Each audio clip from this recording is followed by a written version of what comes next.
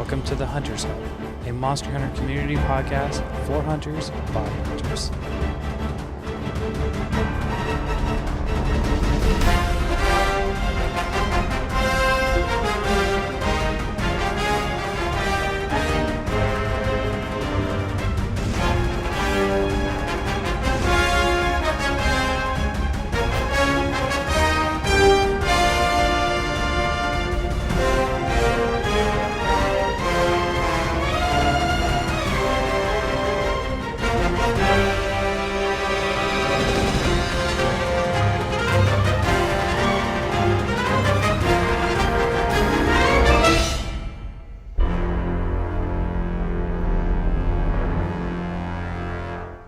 Welcome, hunters, to the Hunters Hub, a Monster Hunter podcast.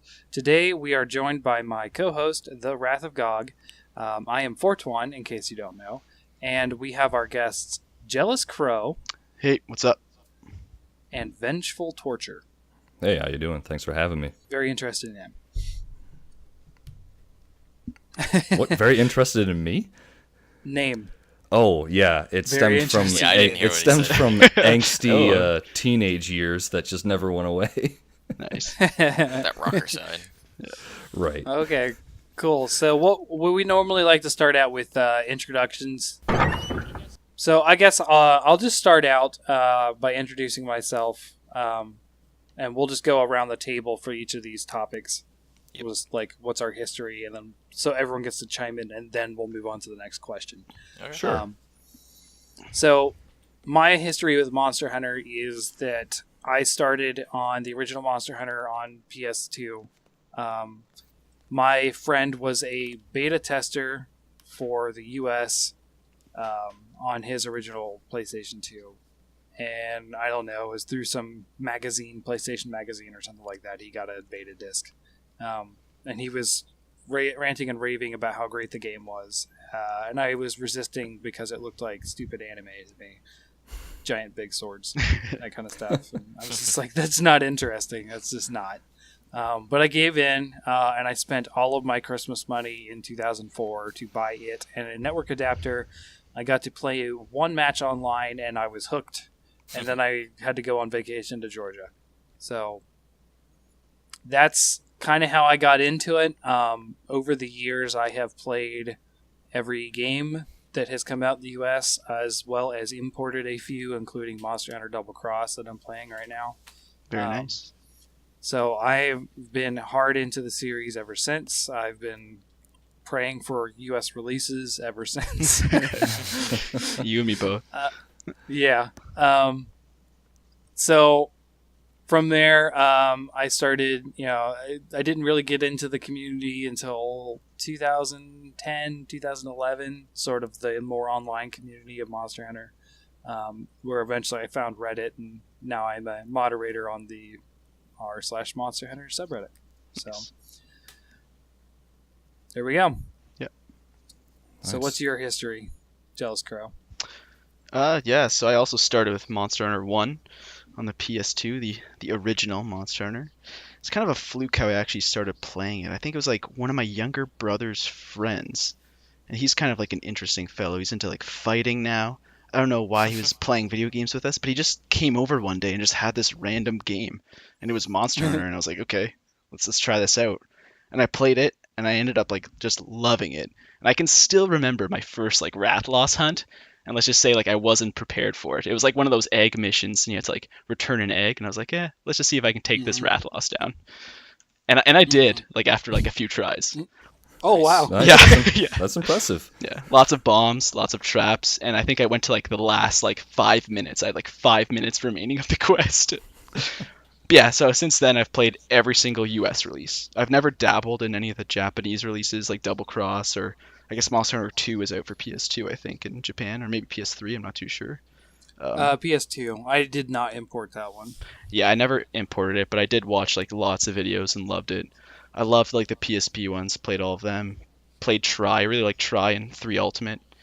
And now I played 4U and got into Generations, but didn't like Generations, and I was kind of upset at the end of Generations that I stopped playing 4U to like jump into Generations. But yeah, I'm stoked for World though. Who isn't? Awesome. Yeah, exactly. Who isn't, right? Yeah. So my co-host, Wrath of Gog, what was your Monster Hunter history? Okay, well, I started with Monster Hunter Tri. Basically, I was looking for a 3DS game to play, and I saw the Monster Hunter 3 Ultimate. This was before I got my 3DS, and this is why I didn't play Monster Hunter 3 Ultimate. I saw the Azure Rathalos with the dude with the big-ass sword, and I was like, man, that looks pretty damn awesome. So I went and I got Tri, tried that game out. It was actually really, really fun, except I had no idea what I was doing because I had no way to learn what I was doing. I was also 14, and this was before I'd ever gotten into the whole looking up how to do everything stage. And it was just me kind of exploring how to do it and trying to use the hammer because that was the only thing I could do. I hit a wall, which was Uragan, I think.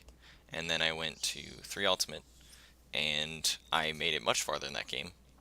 I got around late high rank in both the village and online on the 3DS, because I finally got the 3DS, and that was I was able to play it. Then I went and I played 4 Ultimate, and then I started Generations, where well, actually, we're going to talk about the subreddit later. So, I made it through Generations. It was the second game that I actually got to the end of the game. Granted, I've gotten to almost G rank in every single one of the games, and then for you, I actually got to the end of G rank. And then later I went back and I finished 3 Ultimate, and I got to the end of the G rank in that. And then I kind of have just been playing around ever since. Kind of fell off of it for a little bit, but I just today played some Monster Hunter again, which was kind of fun. Nice. Yeah. Nice. Good. Vengeful Torture, where did you start? Sure. And just to help, you can just refer to me as VT in the future. It's a lot shorter. Vermont, that's where I'm from. Wow. Right. Yeah, exactly. So I started with Monster Hunter 1 back in 2005. I think it was August 9th at about like 8 in the morning. And I know this because, and you guys are going to laugh, because the first time I ever saw Monster Hunter was at band camp. My buddy that I was rooming with brought his PS2, and he was like, hey, you got to check this game out. And so he showed me what was Monster Hunter, and I was like, that looks incredible. It looks like so much fun. You suck at it right now, but I'll get it. We'll play together. It'll be great. And I asked him one question before I bought it. I was like, so I see you're using like a great sword, and there's like a hammer and sword and shield. Are there dual swords? And he's like, yeah. And I was like, awesome. I'm down. Absolutely. That got me in 100%.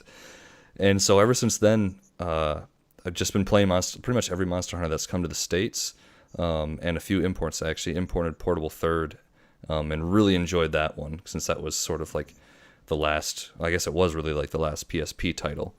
And since I've kind of sort of a Sony fanboy, I've always stuck on the PlayStation consoles as much as possible.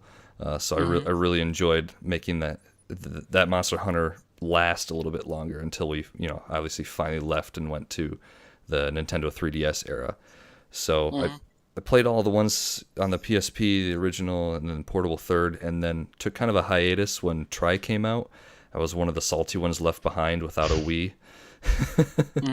And I finally broke down. I played it a few times at my friend's Tri, and it was okay. It was fun, but I didn't have a lot of time to commit to it because I didn't have my own console, and I wasn't going to buy one just for one game until I went completely back-assward on that and bought my own 3DS just for Monster Hunter 4 Ultimate, when I just had to play Monster Hunter again. It had been like a year or two break since I stopped playing, and I just had to play it.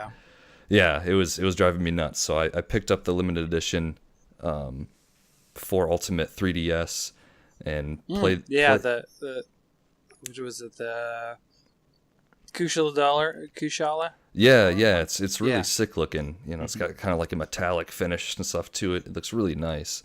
And so I played that for a little while, and then I had a pretty good YouTube going with Portable Third, and so I wanted to do that with 4 Ultimate. I was like, oh, maybe I'll get back into this again. That'll be a lot of fun. So I sent it out to get hacked, my 3DS, so I could record, and it didn't come back for like 3 months. I've heard about that, actually. Yeah, and so like by the time it got back, like everyone had like left me in the dust. I mean, obviously, of course, whatever. And the community was just kind of like, I don't want to say dead, but it didn't fit my needs, I guess, to catch up. So I just stopped playing. And then Generations came out, and I played a lot of that. And now I'm just kind of on a break again until World, anxiously holding on to my seat until it comes back to my beloved PlayStation. Oh, it's gonna be so nice.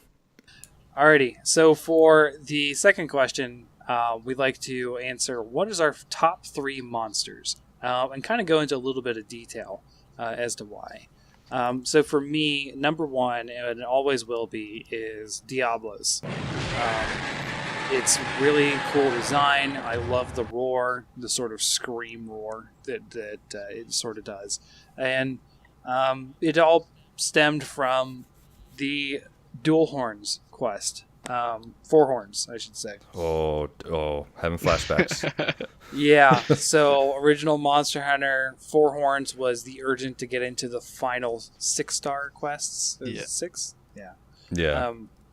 And it was an urgent that I needed to do, and I would go online and I'd hunt with everybody, and I'd be like, okay, can we do my 4 horns? And everyone would drop. Like it was just Yeah. like All the cards. no one. Well, no, they would just drop from the room. They would leave. No one wanted to do it. So I would then, I would be like, okay, well, I really want to fight Diablos, and then like I just sort of learned how to fight him so that you could fight him offline eventually, and I just learned how to fight him really well. And in those days, 4 horns was like you needed 4 people. Everyone had to be carrying sonic bombs. It was almost an impossible quest. Yeah, it was tough. Right. So I finally did get it done, and I felt so achieved, and I felt so grateful for the 3 random hunters that helped me out. I finished, and we did all four of us did our urgents. Just stuck around, helped each other out, and it's probably one of my better Monster Hunter memories. And I just like Diablos, and when I figured out he was an herbivore, that made him so much cooler in my opinion. Yeah. Because it's just it's amazing to see such a intimidating figure, and it's like, no, I eat cactus. My number 2 is Ignactor. I'm huge on monster ecology. I love the idea of these things and how they live and that kind of stuff. And the fact that he cannot ignite his own flame. He just has to clack his teeth, and he does that clacking. And then when he finally does, he can't control it. So he's like a fire hose, and he whips his head around, and and he finally like rests into control and just sort of just like forces that beam across the way. It's just, I've always felt that it is just a purely cool design, and the fact that his like lava armor cools off and becomes hard, and then when he goes underground it gets soft. And it's just like all the ideas that Ignactor was. And then I kind of flip-flop on my third one a lot, but I think I am going to settle on Kieran just because I like Kieran. What the hell is wrong with you? No offense. I like it. Kieran, I love mythology. I love mythological creatures, and Kieran is the only one that exists outside of Monster Hunter. Yeah, it's from Japan, correct? Or it's It is a mythological creature in Japanese lore. yeah. I mean, I guess it's not Did you surprising. actually- It's a Japanese game, but Yeah. Do you actually like fighting Kieran then? Or you just like the idea of Kieran? Yeah. Oh, okay. No, I like both. I like every monster. That's something I say every time, and no one believes me, but I do. I like every. I'll say this. I like every boss monster. Okay. Screw Vespoids. I was going to say, Vespoids. that was my thing. I was like, really? Vespoids? Do you, though? and Apsaros, Yeah, which have no Bullfangos. purpose in life, except for in Monster Hunter World, where there'll be like walls for me to watch get destroyed, which is fine. I don't know. Raw meat, man. I'll- You could use them for anything. I have billions of raw meat, man. It's like half of my inventory. Or, I mean, half of my item box. Besides honey. Yeah, it's all about the well, honey. you got to stock up on that honey when you can. I do. Yeah. That honey is like in-game currency. Like you can It's trade your- honey like, for like yeah. other stuff. Some guy, I'm pretty sure that's actually happened to me before. I'm pretty sure some dude actually was like, "Do you need honey?" And then he was like, can we do this quest if I give you this honey? I was like, no. Yeah. Sounds like the start of a CSI show, but go on. Well, that's my top 3. What about you, Jealous Crow? Yeah, so definitely the same for the first one. I think Diablos is probably my favorite monster Yes. of all the Monster Hunter monsters. I just think he's like the hardest battle. Like I think like compared to every monster, he's like the most high intensity and like the most people like will die to him. They'll just like get caught off guard, they'll just die. And I've killed so many Diablos in my like Monster Hunter career. I just love them. You went through a lot of the points, just like the herbivore thing, and like tons of reasons why. It definitely like one of the harder quests, like the Four Horns. It's just like I think that just like kind of makes you remember him. You just never forget. It's just pasted into your He also brain. had the Yeah. old one, the old one horn. Oh yeah. That was like literally the hardest Diablos ever. Yeah. Devil Blows is what we called him. The Devil Yeah. Bluffs. Yeah. Devil Blows. Yeah, before like the actual Devil Blows that we saw in what is it, Double Double Cross. Cross? Yeah. Yeah. Frontier? Are you talking about? Because there's an actual volcanic one in Frontier. He's got like Oh, rockets coming no, out of his horns. It's crazy. No, I'm not Yeah. talking about that Oh, one. I'm talking yeah. like are you talking about the The one from Deviant. Unite?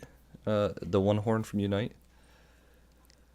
Yeah, he was in Unite. Yeah, yeah. That was I think he started in Freedom 2, though. he might have been. He might have been I think he was a carryover. Those two blend was Freedom 2 and Unite are just an extension, obviously. But yeah, I remember him very vividly destroying me with all of my confidence going in there, thinking, "Oh, I've got this. He's just a devil. He's just a blows. I can handle it." No, I couldn't. I died so fast. Such a great fight though. I find he's just like the most entertaining fight. Like some of the fights kind of get like routine, whereas I feel like he always keeps you on your toes. So what was the difference between him and Diablos besides him like just hitting harder? I'm pretty sure he was always enraged. Like as soon as you got Yes. in, he just charged you down. You're like, "Well, okay, I died once, great, and we go back at this again." He was always enraged, and he had like triple health or something like that. Like It it was- was, and he did double damage. It was just like he was just amped up. Damn. Yeah, I'm so glad they brought him back for World. It was like he wasn't in Generations at all, which really like bummed me out. But yeah. they brought him I know, back for the- Double He Cross, isn't- which I guess is like the Yeah, expansion. he's in Double Cross. Yeah, Yeah. Yeah, but yeah, going for haven't fought him yet, but going for my second favorite monster, I'd probably say Crimson Fatalis. Nice. Yeah, Crimson Fatalis is like just a great fight. I have like vivid memories of like me soloing Crimson Fatalis on like a PSP with like the Eternal Schisms, just like trying to spam the dragon damage as much as I can. Just like very vivid memories. Trying to get my he did younger it with brother the to popcorn gun lance. Yeah. what? Popcorn gun lance. That's my favorite. Yes, Nice. Isn't it just called the popper? something like that. I forget. Yeah, I forget what it's called. But like, I mean, if anyone's fought Crimson Fatalis, you know why he's a great monster to fight. He's badass. Yeah. He's just so really is. cool. Also, sounds like an eagle. Yeah, Yeah. definitely. Yeah. He was also like doable. Like you could actually solo him. Like I remember like That's- you could solo like everything. I assume, except for maybe some like high rank G stuff if you don't have like that G rank equipment already. But he was a Yeah, good that's kind of what I was thinking too. When you like of the three Fatalises, like black is well, I mean, depending on what game you're talking about, black's pretty straightforforward. It's White's really classic. difficult, but Yeah. like Crimson was like that nice in between where it seemed really difficult at first, but once you figured him out, it was Yeah, like, exactly. okay, you just got to know where to stand, know when to walk away. It's all right. He's not really that cheap. Yeah, you yeah. Compared to the black Fatalis, just like one shot. See if he steps on you. Sometimes it's just like what. Yeah, And for I the heard his third, tail is like, horrible. oh yeah, it was. If you played the original Monster Hunter, like, did anyone actually Blade Mastered him? I don't think so. It's like I saw one guy do it once. you get like all the way to HR, like I I think it was like 20, right? Like 20 was max in the first Yeah. one. You get all the way to HR Yes. 20 using like a great sword or a lance because lance are OP, and then to fight like the last monster in the game, you have to build a bow gun, like and just Oh. cluster shot him to death. I remember trying to get to my first Fatalis and doing so many after that. Yeah, it was terrifying. And then I was so disappointed when they brought him into the later series, like in Unite and stuff, when I finally got back to fighting him again, or Freedom 2. Yeah. And it was just like, oh, he isn't as crazy, like insanely difficult as I remember. Maybe I was just making it up. But I think looking they definitely looking made him back at videos, overpowered. yeah, in Monster Hunter 1 he was insane. Yeah. But Alrighty. for the third monster, I'm not too sure. It's kind of hard to really choose. I mean, I like the Laoshan lungs. They're classic. Mhm. I was gonna say Kieran, but now I kind of like don't want to say Kieran. I want to be like different, but I mean, you already duplicated Just say whatever it Diablos. is. yeah. Ah, man. You don't have to be different. I was gonna say Kieran, to be honest. Okay. Yeah. There it is. It's Kieran. I actually like Okay. when you were saying you like fighting Kieran. I actually don't like fighting Kieran, especially because like Okay. if you're using any sort of like if you're using like a lance or like a sword and shield, you're just gonna get wrecked by your teammates like all the time. It's just too small of Yeah. a monster. But I do Yeah, like that's- Yeah. I like the idea of Kieran. I think it's a really cool fight, but it's not that fun. Oh, I think hitting Kieran in the horn and knocking him down, I Oh, think is yeah. one of the more satisfying knockdowns you can do. Oh yeah, it goes flying. Because Like, Yeah, well, that and it's such a heavy critical. Yeah. You could feel it. Yeah. And like then you're like able to narrowly dodge out of the way. I just think it's a fun fight because it's so like hair's edge. yeah. You know what I mean? It's And even in the newer games it's that way. so I get- I think he's a fun fight to an extent. Depends on the weapon you're using. Yeah. But Sure. I think that a lot of his moves, just because it's like he does a ton of attacks and then he stops and then you just kind of smack him 2 times and then he does a lot of attacks and then he stops and then you smack him a few times. It's just kind Yeah, of that's my issue as well. it feels So like you watch him run around. Sorry. No, go ahead. Go ahead. It feels like you are doing one of the large elders where you're just on rails and you're just waiting for phases. Is literally what it feels like. Mhm. It's just He very... was classified as an Elder Dragon, I think, in the original. Well, yeah, Yeah. yeah, He he still still is. is, but like he still I is, meant okay. I meant like Jin Moran, where you just kind of hang out until he does a certain thing, and then you attack, and then you wait, and then you attack. Yeah. He definitely mixes it up. But any monster has an opening. Yeah, He yeah. just has a more pronounced opening, I would say. Well, yeah, because he doesn't have any Um, openings in between. No. He usually turns immediately the- and does another attack. He does like a string of 3 charges in some way. He's an angered Kelby. I mean, that's what the angered He's a Kelby Kelbies drone. do. Yeah, he's a Kelpie the drone. Kelpie drone. No, the issue I have with Kieran is that he walks past you kind of nonchalantly, bumps you down, and half your health is gone, and you're like, "What happened?" It's the swagger. Yeah.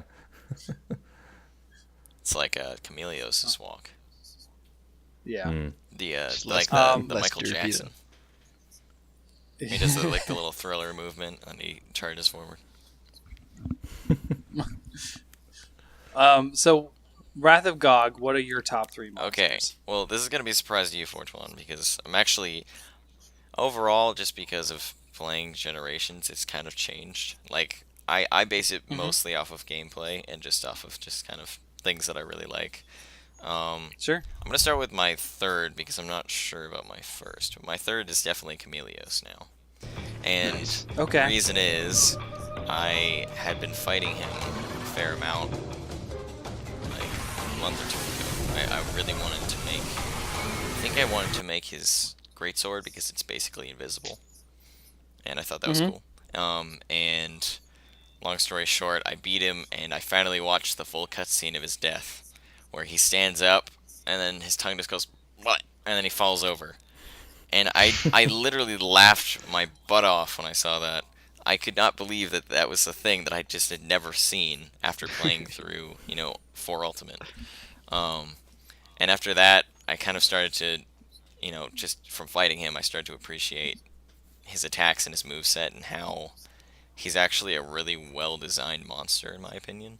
Just the way that, He's- he has a lot of moves that are made to attack front and back, Like, he has a lot of moves that he can attack at all sides instead of turn towards the person, charge, turn towards the person, charge. Mhm. And not Yeah, just he's a like- very different monster, which is kind of cool Yeah. in his Yeah. own way. It's very, very unique. Armor is also awesome, Yes, definitely. Sorcerer armor. pretty much. And yeah, I really liked fighting him, and it was just very fun to me for some reason. And Very good for mixed sets, too. he has a lot of high skill points. put into different things. Mhm. I can't remember what exactly he has though. I don't remember, but I remember a lot of Athena's ASS Yeah, he typically had stuff. at least in Unite and past ones, he has like high grade earplugs and wind resistance are typically his two mainstays. But Yeah. recently they kind of changed that up a little bit. They give him like status and stuff like that too, I think. Yeah, Forgotten. Yeah. I'm pretty sure that's what he has. Hmm. And then I think, I think my second would probably be Legia Cruz. Okay. I definitely also learned to appreciate him a lot more because I've been practicing the gun lance with guild style, or I had been. Again, this was like 2 months ago. Yeah. But I fought him a lot more, and he's one of the monsters with AoE or AoE attacks that you can actually guard without guard up, and Yes. it just feels really good to defend against him. It feels like I always feel in control when I'm fighting him, and especially in Generations, all of his new attacks that he was given were a huge improvement on his design. And On land. yes, Yeah, basically. double. I really liked him in 3U when he was underwater, but that's because I played Gunlance, and that was like the only way you could fight him, or in my opinion. And I really liked how they changed him, like how they made him with such a much more varied moveset because, his body shape for him being so large, there's not really that many physical moves that they could give him. So by giving him all these crazy AoE things, it just made him so much more fun. Especially the way that they used like a lot of Ivory's attacks, which is a monster that was very fun to fight. And then I think my first monster is tied between two, and they're both subspecies. And this is because I was going back to 4U and I was practicing Charge Blade. The Tiger Stripe Zamtrios and the Shrouded Narcilla. Okay. Those. Whoa, this is so random. Yeah, so different. Yeah, I know. I always had kind of a slight appreciation for them, but especially, I think maybe Shrouded might be a little bit higher up. And the reason is, and like this is purely because of like it's been updated over like doing this 2 months ago of just me playing a lot of Monster Hunter, Mhm. and Shrouded Narcilla gave me a lot of like drive the first time I went through G rank way back when I first got into G rank in 4U. He was the first monster that I fought in G rank because the end of high rank I did online because I needed it to get through Dalamador because I had no idea how to fight him. And Right. these guys were like, "Oh, you're new to G rank. What armor do you want to get?" I was like, "I don't know." And they're like, "You should get Shrouded Narcilla." So I went in with high rank armor and weapons, and I hadn't even fought Narcilla yet. I hadn't fought anything in G1. I was fighting something in G2 with these other guys. And I run into the sand dunes going, I haven't seen this thing before. And it like immediately in the entrance came up out of the ground and smashed into me with its pincers and killed me. And I was like, Welcome to G rank. what the hell? Yeah, pretty and I much. hated it. It was so stupid. Like, it was kind of a cool idea that he was, like, diving underground. And I was like, this is stupid. This is so boring. I don't want to do this anymore. But 2 months ago, I came back and I started making my way through G rank solo because I wanted to get good at Charge Blade, the 4U version that I never really played. Or I did, but I never played with guard points and the way that the MLG players use it. Or not Major League. I guess it's not really a Major League game, but and I got trashed. But it was so fun to fight Shrouded for some reason. I love the idea. I love his animation of going underground, where he just slams his face into the ground and then just like rips at the ground and dives under. It was so cool to me. Yeah. Like there's so much movement involved with how it attacks. It's very cool. I also Zamtrios, Tiger Stripe Zamtrios scared the crap out of me. And he is so unique compared to the normal Zamtrios. The way he bounces back and forth between the two forms, it's so effortless, and it's so much better done to me than how Zamtrios is done. Yeah, Especially he is because a really. sorry, what were you gonna say? I'll say he is a really well-designed subspecies in the fact that he's very different from his original species. I Yeah, really like that he could about him, definitely, even though I like- hated fighting him. He has the varying difference that like he has the level of difference that a deviant would get, which is cool, even though it's not classified the same way. And yeah, I liked that he was actually a threat when he was in his marshmallow mode. I never ever have felt threatened in such a way by him until I fought Tiger Stripe Zamtrios.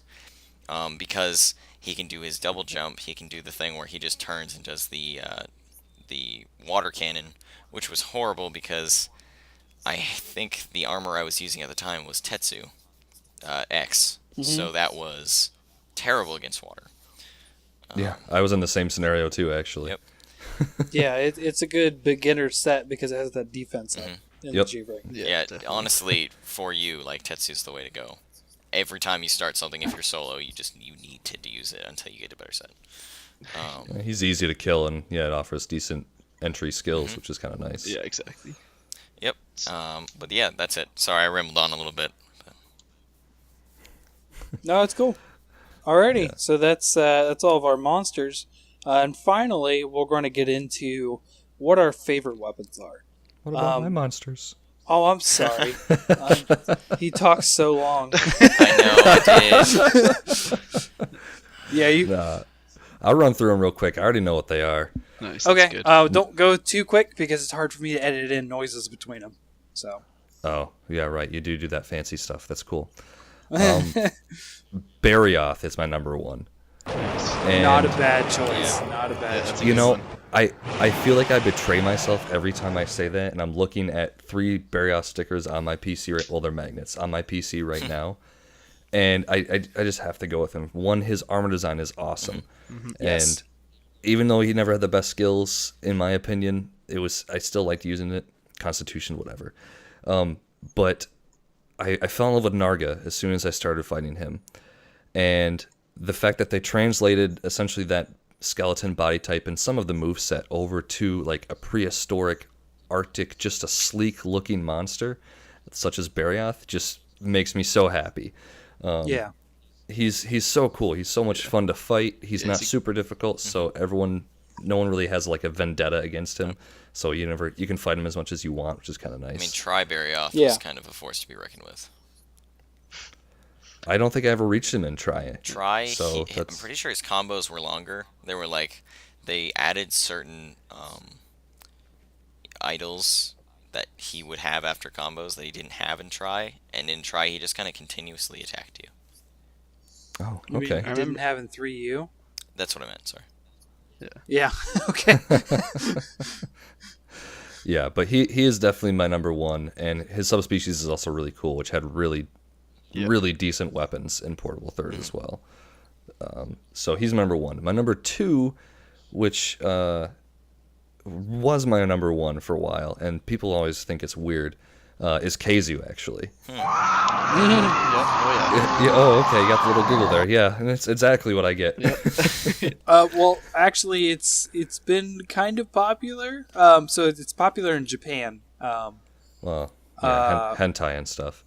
Well, not just that. But Yeah, no, I remember listening to one of your previous podcasts. You said in Japan, apparently he's kind of a cute monster. yes. Yeah, he's I considered just cute. love that weird leech neck thing that he has on his ass. But No, that's not why. oh, okay. But Sorry, it's hard to tell had- with all the veiny, fleshy grossness on his body. we did have an episode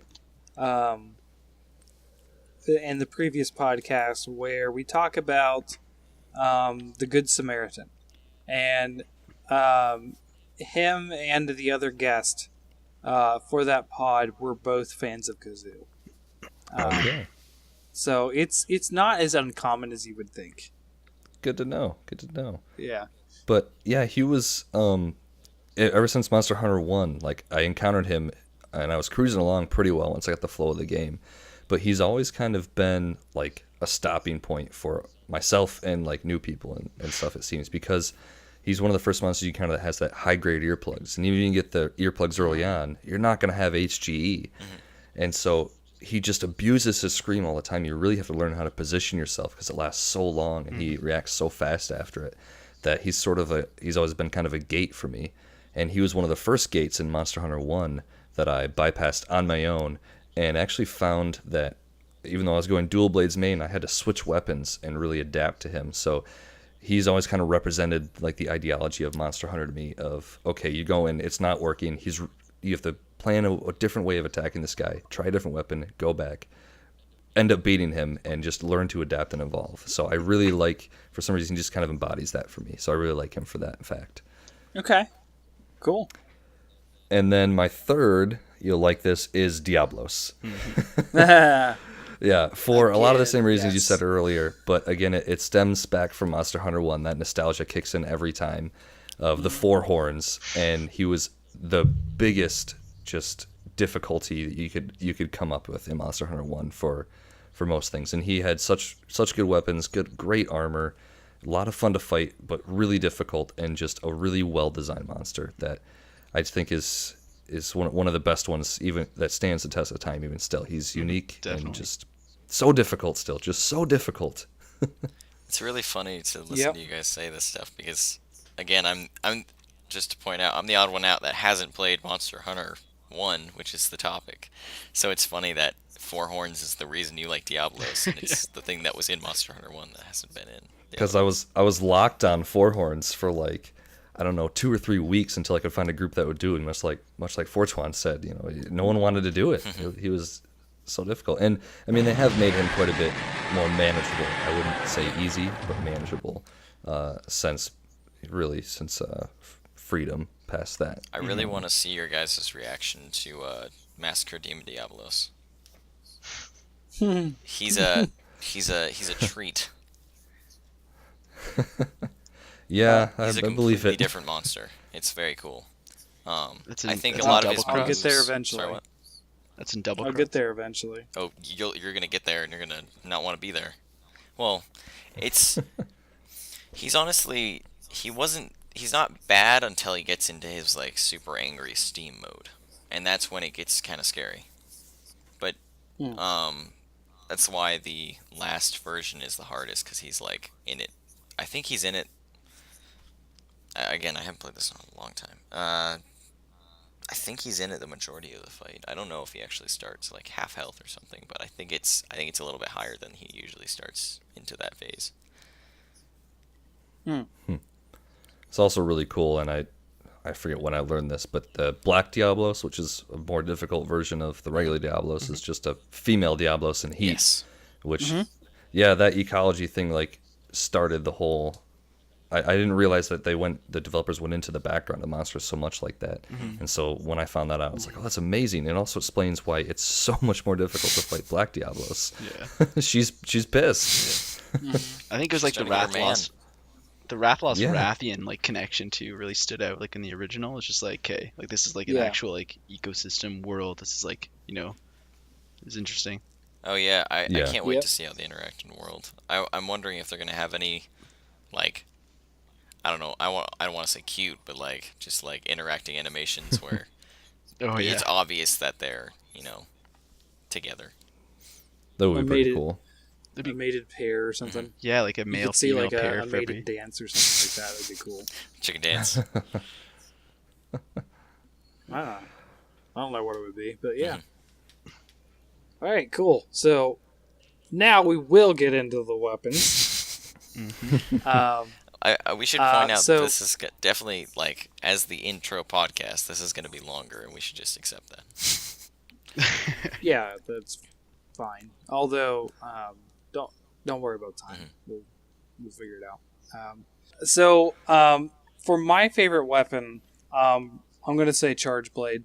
And as typical as that sounds or whatever, it's the fact that I was a hammer bro from Freedom 2 all the way to before you, and I got tired of not being able to cut tails.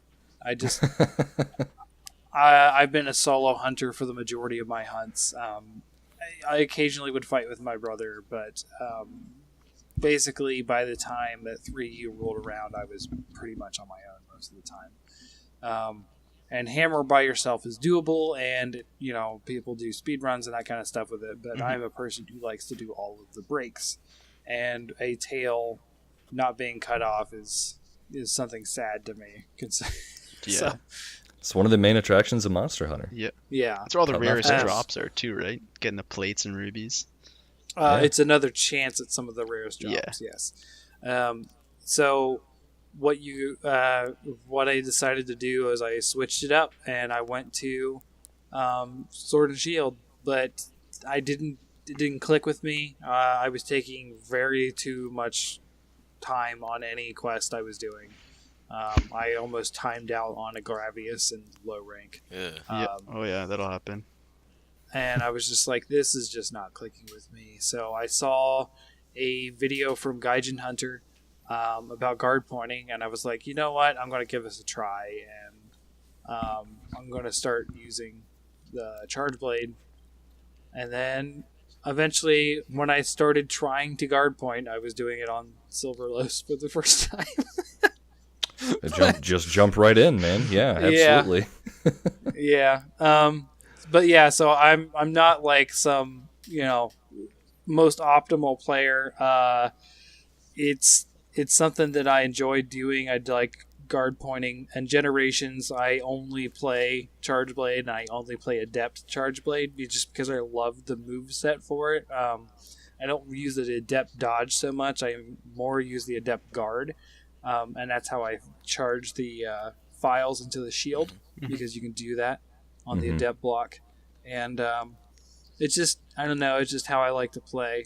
It's going to be a bit of an adjustment for me getting in the world, but it's a bridge to cross here in January, not today. Yeah, exactly. I'm curious what they're gonna change for all the weapons. I've seen some of the videos. It looks like Switch Axe is a pretty cool thing where you can just like stab into the monster and you kind of just sit there hanging on and unload the charge into it. I definitely suggest you check out Eric's Gaming's videos. I've watched a Yes. lot of them. Yeah. Okay. There's all kinds of new stuff. It's very impressive. Yeah. Yeah. I haven't seen the newest Um, one, like the crafting and stuff like that. It's basically what we know already. It's just another okay. video that he had some footage from Gamescom for. Nice. It's just, yeah, it's still really interesting though. It had a few things about combining that we didn't really notice, which was cool. So, what is your favorite weapon, Jealous? So I think my favorite weapon is kind of like fluctuated between each like game. Mhm. So I think like the very first Monster Hunter, it was Lance. I mean, you couldn't really headlock with anything else, right? So No, you couldn't. the Lance was pretty much overpowered in the first one. And then I switched over to like a Sword and Shield with like the PSP versions. And then I kind of came into the same situation like you were saying. Like I remember, I forget what Sword and Shield I was using. It was like one of the ice ones, and it was against like a black Gravios. And I just kept timing out. Like it would just take so long to get through these quests like solo. So then I switched into Yeah. Greatsword, and I loved Greatsword. Like I've been using Greatsword off and on forever. I'd have to say my top weapon is the Greatsword. Nice. Just after everything is like all said and done, like I just played through Generations, just basically Greatsword the whole way. For 4 Ultimate, I used the Insect Glaive because it was like the newest weapon. It's like, I might as well try this out. Loved it, but I found it to be like overpowered. It's like the only Yeah, and for you, the Insect Glaive was pretty nuts. yeah, it's like the only weapon that can like jump around and like constantly mount monsters, right? It was like ridiculous. Also, its motion values were just through the roof. Yeah. But yeah, overall, I'd say Greatsword. Sweet. Nice. Classic. Oh yeah, Nice. yeah. I'll say that I'm pretty, like, I'm definitely in a similar boat where I definitely jump around to different weapons. Yeah. Oh yeah, I try them all, but Yeah, but I'm mainly a hammer and gun lancer. But I definitely like charge blade, light bow gun, great sword, hunting horn, like everything's pretty up there except I hate the bow with a passion. For some reason, it's just What? never clicked with me. what?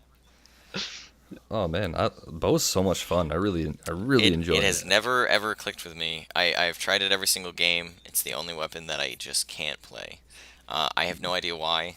I really want to be able to play it because I do think that it's a very interesting and mobile weapon. It I'm just definitely it gonna fits try so World perfectly. again, but we'll see. Um, but yeah, unlike Fortuan, I was a hammer main. Was a hammer main. Was a hammer main. Went into 4U. Saw the charge blade. I Yeah. actually did drop the hammer for that one game and used the charge blade. But then I jumped back on the hammer because I was fine with not cutting tails because I already got tails from using Gunlance. Um, so Yeah. I basically I want to say that it's definitely a close match between hammer and Gunlance. Um, Okay. both of the weapons are very strange in a sense. Hammer has a very limited, like, right in front of you moveset. Gunlance is notorious for just being bad, but I've always loved both of them, so it's just very funny. Not bad, just I think slow. Like it's Well, slow Gunlance clear is times. Yeah. actually just really weak. The Yeah. actual point of the Gunlance, which is the gun, is just very low in damage, especially near the end of the game. So it's just I play it like that anyway. I'll full burst and shell my way through every monster. I don't care because it's fun. I'll use the Wyvern Fire even if it's super weak, and I'll do whatever even if it's going to destroy my heat gauge. I don't really care. It's just fun. Hmm. Yeah. And it's funny Yeah. because I'm a solo player, so making a quest a little bit harder by doing that usually extends it by 5 minutes compared to other people. Yeah. So it's funny that it's just like I enjoy Monster Hunter enough that that doesn't really matter to me. So it's funny. Well, on a solo, you don't have to worry about shelling everyone around all over Oh the place yeah, too, which oh is yeah, kind of full Yeah, burst all the way, man. nice. Yeah. Especially Worlds, since I'll be able to reload every shell in that little flick after I do the horizontal swing, so I can just kind of keep going. Oh, it looks like they have a pretty cool effect too. Where you can just kind of like dislodge a shell into the Yeah, monster, the right? And wyvern just stake looks explodes like sweet. 5 seconds later. Yeah, that looks great. So my favorite weapon, yeah, I said it earlier, is hands down dual blades. I started with them in Monster Hunter One. I always use those in pretty much every other game if there's like an RPG or something. Yeah. Dual blades. Yeah, it's just what I roll with. But like I said earlier, against the Keizu, I had to learn to adapt and stuff, and so I kind of shifted between two weapons for my main. I mean, like all of us here, really, I play all of them. I get at least 100, 200 hunts on each weapon. Wow. But I really liked switching between dual blades and hammer because they're so different. One is fast, one can cut tails, one can, little ankle biters. They're fantastic. And hammer is just a big smack to the face. Yeah. And so, Yeah.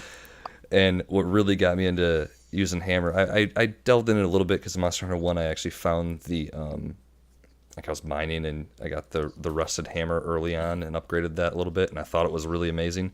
It wasn't Yeah. until you maxed it out, but whatever. I didn't know any better. Yeah. But Yin Garuga in Freedom 1 was a mess. I couldn't dual blade him, so I ended up hammering him to feed him, and it made it so much easier. And since then, anytime I'm having problems with a monster or with dual blades, I'll just switch over to hammer and then run that for a little while. Yeah, it's funny. Like it was something that I didn't say, but I definitely should have. Hammer's very weird, like its hitboxes and stuff, the way it's positioned. But I also think it is one of the most satisfying weapons to connect with. I don't know why. Oh, It just feels so weighted. Every move, you get that golf swing. yes, Just every it's single move nice. has so much anticipation. Like it feels better than the greatsword somehow. It's very weird. Hitting I will that. say it's a very subjective point of view. I'm sure that great sword mains feel that way about the great sword over the hammer. And, But you I still, love the it's greatsword. like it's funny because I like what they did in World. Like they definitely made the weapon like he kind of pulls it back more when he drops it down onto the ground in front of him, and it seems as though they kind of made it look like he has more force behind it. Like there's more movement in it because I think Mhm. one of the reasons, like, I really do like Greatsword, but I think one of the reasons that I feel more impactful with the hammer is that it's large, and he uses his entire body to like swing forward with it. Mhm. Whereas Greatsword, he kind of does that, but unless it's the full, like, the supercharge where he kind of like curls back more, Yeah, yeah. it feels less like it looks as almost like, and this is fine, but it's like, when you use an axe and you have to drop it forward when you like chop wood. You drop it, and that's how you get that impact. And it kind I of will. feels like that Uh, almost. Like, you're not dropping it though. You're just kind of swinging it very slowly. And that was something that I didn't really like about how they positioned it. And that's a very subjective thing, like Fortune said. So was gonna say, I think like hammer and dual blades like are actually one of the harder like weapon types to actually like get good with, because definitely. you can't block. You have Hmm. to like unequip your weapon to like, use items. It's still like pretty difficult to like position and stuff. Yeah, I But I was gonna think. say, Sorry. sorry, I was gonna say, going back to the greatsword thing, I actually never charged my greatsword. I was a crit draw or punishing draw greatsword user. Hmm. So I've always wanted to try that. with like That's always looked really good. Punishing yeah, draw is a very satisfying thing to do. yep, fast Yeah. sheathing with like the crit draw or punishing draw. If you get both, I think that like, it was really hard to do. I think I might have done it in try or 3 ultimate. It was really tough to Mhm. do, but oh my god, so satisfying. Yeah, I made a few sets with that in Unite and Portable Third. Yeah. It He was probably could have done really it for useful. you. I know they had tons of different stats that you could combine together. Oh yeah. Well, I think that does it for the introductions. The main topic of what we wanted to talk about today is I wanted to sort of get into what every generation of Monster Hunter was before Monster Hunter World. So there are a lot of new people who are going to be coming into Monster Hunter World. Mhm. And I don't really want to go into tutorials and how to play and that kind of stuff because, I mean, A, the things are going to be different in Monster Hunter Mhm. World, Yeah. at least to a degree. And B, I mean, like, you're only a noob for so long, but what newer players did miss Well. is sort of the history of Monster Hunter. I mean, yeah, I was probably a noob for a good 5 years. So, I think everybody was. Yeah, Yeah. there's a few times when I go back, I'm like, I'm still a noob. Yeah, exactly. yeah. But so for the most part, I just sort of go on to give people an idea of like what was it like to play in Generation One. And I understand that GOG, you're sort of playing the outside person that didn't understand this kind of stuff when you Well, first got the I game. can be the audience going, "What? Oh my gosh!" and talk for them. I'm like Yeah. Watson and like Sherlock Holmes. So, just real quick, I'm going to sort of rattle off the monsters that were originally in Monster Hunter. And I'm not going to go into the small ones. Suffice it to say that instead of Banabra, we had Vespoids. They're just bugs. And there was Hornitars, which were crawling bugs. Which little we springy don't dudes. really With great Yeah, those aren't with those great aren't around armor. anymore, are they? They were in Generations. They're in Generations because they Okay. brought everything back. But yeah, as far as that, as soon as third generation hit, the Vespoid and the Hornitars were gone, replaced by Altaroth, which are the ants, and then Banabra. which Banabra, yeah. Banabra. Yeah. So I'm just going to go basically down the list they have here: Basarius, Cephadrome, Diablos, Gendrome, Gravius, Gypsurus, Iodrome, Kazoo, Monoblos, Plesieth, Rithalos, Rathian, Velocidrome, Yeonkutku, Fatalis, Kirin, and Leo Shenlong. 17 large monsters. Wow. That was all we had Yeah. back in Yeah. my day. And only actually one crazy. less You know than what? try. Yeah. And I put so recently someone on the Reddit r/Monster Hunter put up a post asking how many hours have people played, and I I saw really that. sat there and thought about it. I have easily put in over 2,500 hours into the original Monster Hunter because I had an over 1,000-hour save Wow. that I lost, Mm. and then I had a second save that was over 1,500 My goodness. that I did finish. Damn. I put 1,000 hours into the original heavy bowgun. And then Wow. I went from bowgunner to greatsword user in the original Monster Hunter. I'm surprised So- you were able to go back after you lost your 1,000-hour save, because that same thing like happened to me. I had a 1,200-hour save on Monster Hunter and lost it, and I couldn't go back. I mean, at that point, I think the servers were down too, but I even took still. I took a break. It was probably a 4-month break, but I mean, I was in early, no, not early. I would say late high school. Not a lot of games were coming out for me then, so I just got Yeah. back into it.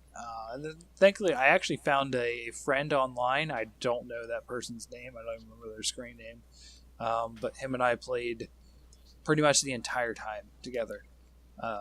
And I almost entirely ignored Village Quest aside to fight Monopolis.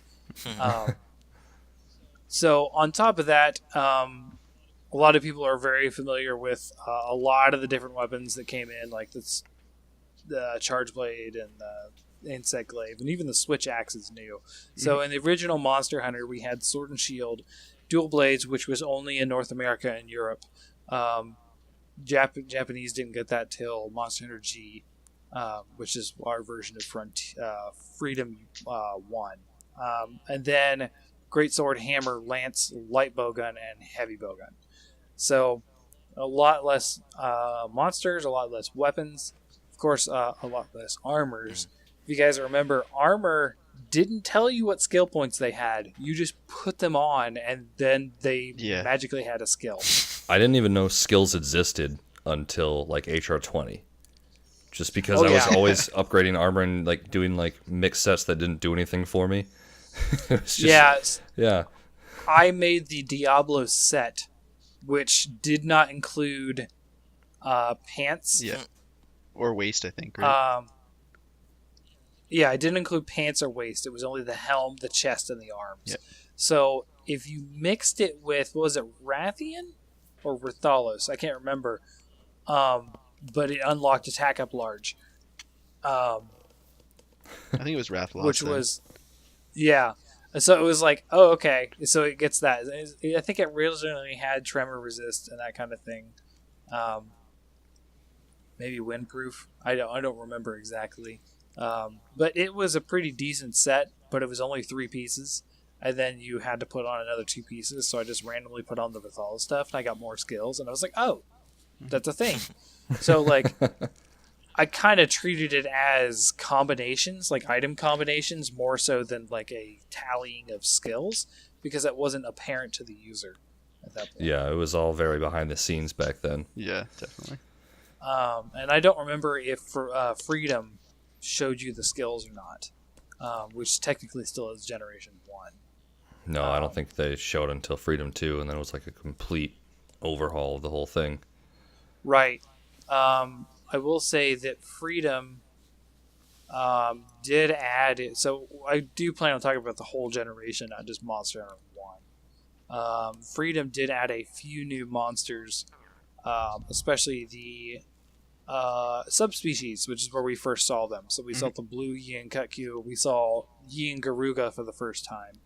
And people questioned Rathalos and Rathian's relationships.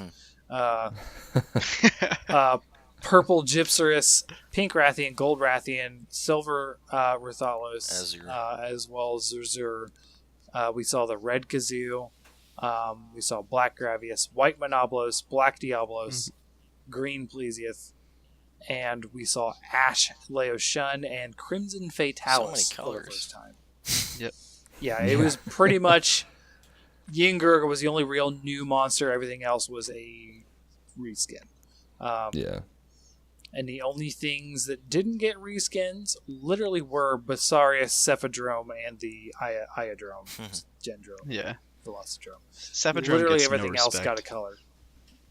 It does not. I actually just recently showed Wrath of Gog a picture of me in my character in Double Cross on my Switch, and I have the Cephadrome Charge Blade. And he was complaining about Cephadrome then. And I was like, yeah, it's okay. I like it. Oh, Kieran didn't get a subspecies, I should notice. When did he Kieran get get? the ice subspecies? I think for you, right? Yeah, It for was, you okay. is when he got it. Yeah. Yep. Yeah. The Orochi. The Orochi. black ice. Yeah. Yeah. Yeah. That Kieran looks sweet. It did. Yeah. Really cool. It It does. was like black with It bright does. blue glowing on it. And red eyes again. Really Yeah. made him pop. So basically, Monster Hunter, the original one, for the most part, was what we know and love today as far as gameplay goes. I have mentioned this a couple times in the previous podcasts where your attacks were tied to the right stick. If you guys remember. Oh yeah. Yeah, it was a mess. You half the time you'd hit the wrong attack until you like really got used to it. I remember Hammer just like, well, I guess I'm charging now. Okay. Yeah. That was like I think you could actually hold R1 for that too then, but Yeah. it was just all over the place. That's actually one of the Yeah. reasons I really liked Monster Hunter. It just felt so different. Like it felt almost like weighty a little bit. Like when you're just pushing an analog stick, but it's just like no other game kind of had that combat. It just kind of intrigued me. Yeah. Back then, yeah. The only game that I can think of, and it was a PC game, where you sort of controlled your movements through not just a button press, was Die by the Sword. If you guys ever heard about that, No. Doesn't sound familiar.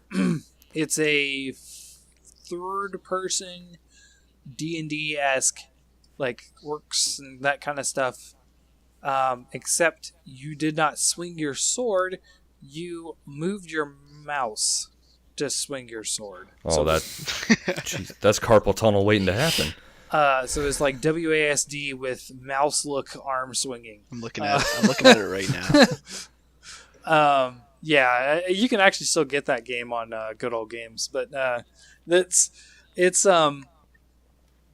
it was the only thing I could think of that compared to it at the time. But yeah, the control screen was a bit off. You didn't even know what mining nodes and stuff were. It was literally a crack in the wall, Mhm. and you had to just sort of know it was a mining spot because there wasn't any sort of indication that it was. Just that your pickaxe worked there. I guess Yeah, no, that's you true. would see the pickaxe, and you had to have the pickaxe selected, and you had to actually use it. Yeah, there was couldn't very little hand holding in first generation. Yeah, it's true. In Monster Yeah. Hunter 1. Yeah. Yeah. It was. Yeah, it was very just let him go kind of thing. And they did throw a little bit of walls of text of you at you in the beginning, but not so much that you really Yeah. got to explain everything. I think it was like 5 quests at the very beginning with the village elder, and one of them was like, here's how you gather something, here's how you combine, here's how you attack. Great, go kill this thing now. Yeah. You're on your own. Go. Oh, Here's how you- okay. One of them was how you cook too. Oh, yep, you had to cook that raw meat. Do you, That's Yeah. true. do you think we'll get those in World again? I hope not. I mean, if I honestly anything, hope not. I think it's going to be like the demo where, it's like, oh, do this, this is how you do this. Hey, don't forget to do this. And then, just kind of You're very free. generic run through of Yeah. cook meat, try it. Oh, you lost. Okay, cool. And then, I'm just get hoping that like the timing intro to down. the game I don't- isn't like 2 hours of my time, like cooking meat, grabbing blue mushrooms, and making potions. Yeah. Yeah. Basically, in the beginning of Monster Hunter, they didn't hold your hand a lot. I remember being very lost on where to find unique mushrooms until there was a bit of lore attached to Moosewine that a Moosewine would go over to a just spot in a corner. And it wasn't even like there wasn't even mushrooms there. It was literally just there wasn't a mushroom texture. There wasn't a node for mushrooms like we have now. It was literally like, here's a spot on the ground where you can gather mushrooms. Yeah, there were like a pair of them in like, what was it, area Area 3 or something like that. 6 I think maybe? it was 6 Yeah. at the bottom Yeah, of that and cliff. they'd like, yeah, they'd go into like a little triangle formation. You're like, why do they keep stopping there? What's going on? Oh my god, that's Oh, awesome. hello. Yeah, so you had to follow you basically had to go truffle hunting. Oh, that's awesome. Yeah, that was a lot of fun figuring out stuff like that. I mean, that was really the theme of like the first of Monster Hunter 1 was really I mean, it was we were all like pioneering for the series. There was so much actually behind all the layers and everything. exactly. But we all had to figure it out because their guides didn't really exist back in that day for at least for a new series like that. That's actually why I'm excited Yeah. for World, because it's a simultaneous release, so we won't have tons of footage of people knowing exactly how to play the game yet. It's everyone, like, exactly. more or less, there's going to be a demo and all that, but there's still going to be a lot of stuff where we're all going to probably experience it for the first time, which is cool. Mm-hmm. Yeah. Well, I mean, a lot of people have already experienced it, though. True. Yeah, I'm jealous of like Eric's gaming, stuff like that. Those guys get the people demo. more important than us. Yeah. He's a pretty cool guy. We had him on for an episode, so Nice. it was awesome.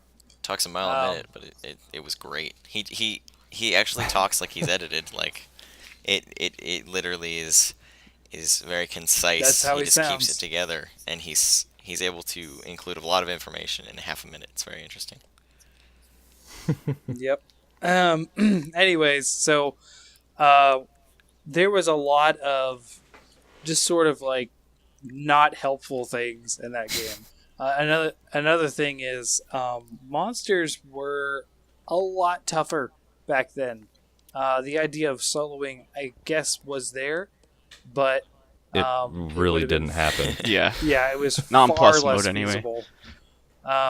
So if you think about it, the way I do, when they moved to PSP, they sort of realized that it would be kind of hard to play on your own, Mhm. which might happen with PSP. So they bumped down the difficulty in online in quotation quests, but basically multiplayer quests. Multiplayer quests, I think, were immediately balanced for 4 people instead of 2 like they are now, I think, is how it goes. I'm not sure entirely the exact numbers. I'm not really a numbers guy, but I think I remember hearing somewhere that basically the balance is when you go online, they're assuming 2 to 3 maybe hunters for a quest. So that's sort of how the stats progress. Hmm. In the original one, it was the full 4. They Yeah, that expected- sounds about right from what I remember. Yeah. Because I mean, typically, even if it was the easiest of quests online, you know, you're hunting a Kutku or something like that for whatever. You typically would just wait for a 4th. Like it was just sort of how we played, Just I guess, back in the That day. extra DPS course- cuts off like 2 to 5 minutes, maybe even like 10, depending on the quest. It does, but it was also so much easier to play in large groups in Monster Hunter 1, simply because the way the guild hall and the online worked. So GOG, you're probably not aware of this either, but the rest of us remember that it wasn't set up like it is now. You didn't go into a 4-person room. You would pick a server and then pick like a lobby in that server, and that lobby could hold like 20 people. And so it was the online town of Mindgard. You go in and there could be 20 people in there, and then you just post, hey, I'm doing this quest, whoever wants to join up. And there could be multiple quests being posted at the same time, up to obviously 5. And so you could really easily, like, hey, I need this. And someone from a completely different group could be like, oh, I need that too. Let me hop in for this time. Yeah, well, that's And you would just- how Try did it. So Well, Okay, it was so similar. Try had a limit of 4 per hub. yeah, but it was like you still had the cities and all that. Yeah, no, you did. But the original Monster Hunter had 8, so you could literally have 2 groups going. Oh, was it only 8? Okay. Yeah, it was only 8 for the room. Now, what you're talking about is the right after you pick the server. So you'd be like green. I remember is one of them. Yeah, there's Like, Yeah. they were Picked- color coordinated. Yeah, It's awesome. it's been a few years. And then inside of green, there was like 20 different 20-person sections, which were like the city or town or whatever. So the mine guard and all this other kind of stuff. I remember I always picked green. I always picked like room 16, and then there would be 8 people per room. So it was, you had like an 8 max per room. So I ended up just going there and playing with friends. And it was very true of when you were going on a quest, it was dangerous to be going without 4. You guys were skirting the line if you were. Yeah, I remember just going as 3. It's like, do you think we're gonna make it? Like, Yeah. I don't Can know we- how much time we have left. Can we do Like, this? Like question mark? Like people are asking. Like I know I had my Yeah. keyboard strung across my lap, and my So did I. controller and Oh, yeah. wires going everywhere. Yeah. Oh yes, that keyboard. I remember hooking up a keyboard to a console. It was like a foreign idea still What? today. Yep. I had Yeah. to USB. take my keyboard from my computer and share it. And whenever, like, I was playing Monster Hunter, my brother couldn't use the computer Because because it's I like had you the had to keyboard. chat. That's crazy. Yeah. Yeah, it was all text. No That's headsets. awesome. There wasn't any like in-game interface to do it. I don't think you just had to have a keyboard. That's I sweet. think. Yeah, I think they're kind it worked. I mean, it worked well enough. Yeah. I Yep. think they're going back to sort of that like more than 4 people per like village hub. Yeah, it'll be For 16. Worlds, I right? heard. S- Yeah. 16, nice. That's so you can have like 4 different groups kind of going on at the same time. Yep. I like that. It's going to be fantastic. Yeah, I really like that. Yeah. One thing I wanted to mention about the original Monster Hunters is that far more than any other generation, the offline and the online were very much segregated. Oh yeah. And it wasn't segregated. I mean, they've always been sort of segregated. You had the village slash the guild quest is what they call them now. But I don't think that's going to be happening in World. I've heard stuff that's not happening. That it's all just one quest line, and whether it's online or not, which is cool. Yeah, seen that too. I wonder how that's going to work Um, though. You just Hey, the it's just quest players that. count as both. It's just the same quest online. You Oh, can okay. Well, there- do it I mean, there online, is no- offline, probably. you just treat online as offline. But does it just you just don't automatically go online. balance? Like it knows you're not online. Like will it have like dynamic yeah. balancing? Like if there's 2 people on a quest, will it auto adjust versus like 1 or 4? Yeah, I'm sure it'll be some sort of Or it's all kinds static. of capabilities now. Right. I mean, I could see it being an all static, just like this is how hard this is, and if you're good enough, you can do it. If you're not, you can't. I could I see could that. see that Yeah, I happening, could definitely too. see that. I'd rather have it that way, to be a little honest with you. Mhm. Yeah, but scaling difficulty isn't a new thing either. I mean, No, the no. Souls series has been doing that since Demon Souls. Yep. Dynamic scaling. So, it's not a new concept, even from Capcom, I would think. Yeah, but Capcom's Um, Capcom, so. Yeah. Capcom Well- is Capcom. That is a true statement. Fact. Yeah. I just mean that. Capcom is notorious for. Leaving us Sony PlayStation users to dry. Oh, sorry. Well- Go on. Well, not just that. They're known for not doing what. Well, maybe. Yeah, they not don't make what the most people sense think business they we. would do. Mhm. Like I Yeah, wouldn't. they don't I take- wouldn't like if this was a stock thing. I would not put money in their stocks because I'm not sure where they're going. But like not in money, like they're doing fine. But if it was stock on like not like literally. betting on what they were going to do next, you would just go bankrupt. You would never win. Yeah. Yeah. Well, Yeah, aside back- from a new Monster Hunter game every time. That's yeah, yeah. Right. They've been pretty good with their Yeah, back Monster to Hunter that- stuff. Like their DLCs are always like free, Mhm. which is nice. They said they'll keep doing that. Yep. They'll still have Yeah, free it's- DLCs. I'm curious whether they're still going to have a paid DLC. They probably will, but they're definitely still going to I'd have buy their it. routine of paid, free DLCs. If it's paid DLC, it'd have to be like quite substantial. Yeah, well, that's actually something that's funny. A lot of people were discussing whether, they'd have their free DLC, like the normal thing, every month you get something. But then, at some point, instead of selling a new Monster Hunter game, they might just make the G-Rank expansion, if they even do one, as a DLC. Like adding another map and more monsters and G-Rank. Do we know if G rank is in world? I don't think any of that's been confirmed. They or- said, It's not been It's- confirmed here or there. yeah. They said there's definitely going to be a low rank, high rank kind of difference in like skill, like difficulty, but I Okay. don't think they said anything about G rank. So a lot This'll of be people are interesting. assuming that they're not going to have it. hmm The first game also established some sort of trope of levels, I would say. So we have our forest, so the forest and hills, which is a classic map, and we've seen it in Generations. It's where we see Ostelos. It's where we see the central nest and that horrendous Area 9 that we used to have to fight people at. Yeah. I had never understood how they fit Rathalos in there. It was just They must not have, you because could when he's hardly- charging through, like his wings are like clipping through the level. Like who thought that was a good idea? Like Yeah. yeah, Drake yeah, King it does doesn't the really same work. thing in Gem now. It's even worse. Yeah. Especially when Yeah. he does his teleport crawl, where he's stuck in the corner on one side, and then he literally slides against the wall in the tunnel, clips into the tunnel, slides all the way around the tunnel, and then hits you.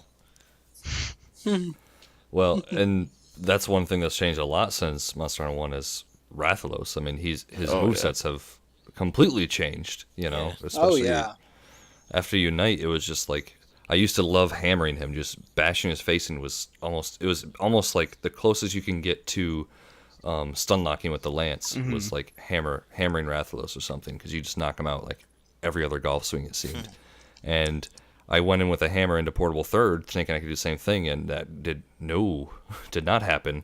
Yeah. He started flying all over the place and stuff. It was a mess. You definitely need So, much more, like, roll to the left, roll to the right, dodging kind of stuff. Yeah. The original Rathalos on that point and Rathian really had very little difference other than maybe a couple moves. Yeah, it was So pretty much just what Rathian- they did in the air was the only really differences they had. Yeah, Rathian had the backflip. They both would go up and fireball once. Rathalos would do it 3 times, more often. But they only had slight difference in movesets. And here's the crazy thing. Kutku and Gypsarus all acted the same way. They all, except for Gypsarus, would do that sort of triangle run to 3 corners and then come at you. He was the only one that did that. But they all were clumsy. Like when a monster is tired and it charges and falls on its chest and slides, they all did that all the time. That was just the normal thing they Yeah, did. it was Yes. just all the same. They all, Yeah. all face planted and slid for a while and That's so hurt funny. you if Yep. you got even close during that time. Yeah, Yeah. so they all felt sort of clumsy and clunky and that kind of stuff. You would see these really stiff movements when they're turning. It looks so awkward. Yeah, I can't even imagine going back to it now. I tried to go back like a few months ago or something like that to Monster Hunter 1, and it was so difficult simply for the hitboxes alone that it was just like, Oh, wow, yeah. I don't think I can do this anymore. Yeah, those wings would hit you no matter what. Like you could not. There's no such thing as going under the wing. The wing was part of the hitbox. Yeah, It's so funny. the monster was a giant square. You were a slightly smaller square. I remember It was, yeah. I remember wind being more of a thing in the first Monster Hunter as well. I don't really find like wind resistance to be like that good of a skill, but I remember in Monster Hunter 1 for some reason, like you wanted I it. bet that's hitbox stuff.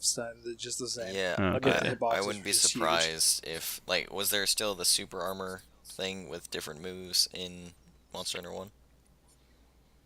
What do you mean by I that? don't think. So, super armor is when, like, a great sword, when you release its triple charge move, you are in what is called super armor. Oh, Where you yeah, are yeah. hit So you're not with- affected by it. Yeah, you're hit with lighter moves, like tripping moves, they won't affect you. Yeah. The draw slash of the sword and shield is super armored.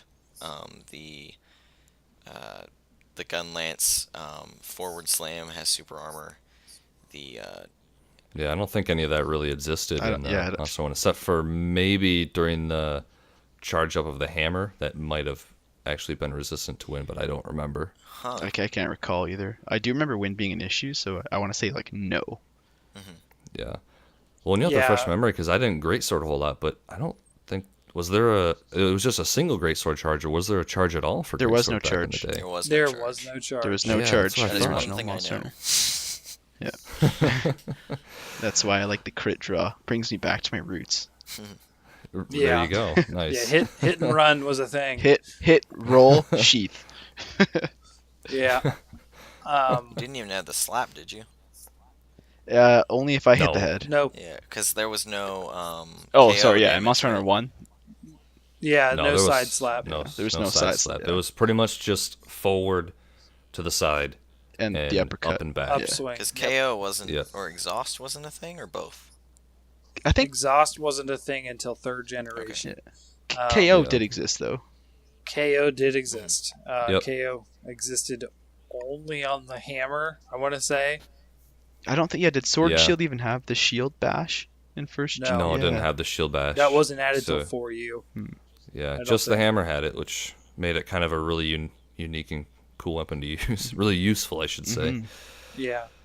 It was just hammer. And then hunting horn when it came in second generation. Mhm. I don't think anything else ever did KO damage until third generation when they started mixing it up.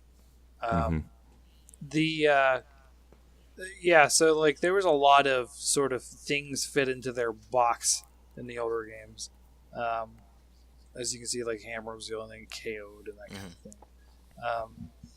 There was, as I mentioned in that list of monsters, there was almost zero variety of monster types. Mhm. So you had Mhm. flying wyverns, piscine wyverns, and bird wyverns. And 2 elder dragons? Mhm. 3, technically. 3 Elder Dragons, Lao, Fatalis, and technically Kieran. Kieran, yeah. But the interesting thing about that was that Kieran, was only an event monster, if I recall correctly. Yes, it was a rotating event. So Yeah. It was very rare. it was the equivalent of having Kieran as being one of the monthly DLCs, except if the monthly DLC was only there for that month. And they Yeah. rotated out about, I don't know, Kieran would be there about, once a month, right? I mean, for a week. So every 4 weeks. Yeah, something like that. I think it was on like a 5-week rotation actually, but there were Yeah. 2 Kieran quests, and so they kind of there was one in the jungle And one in the swamp.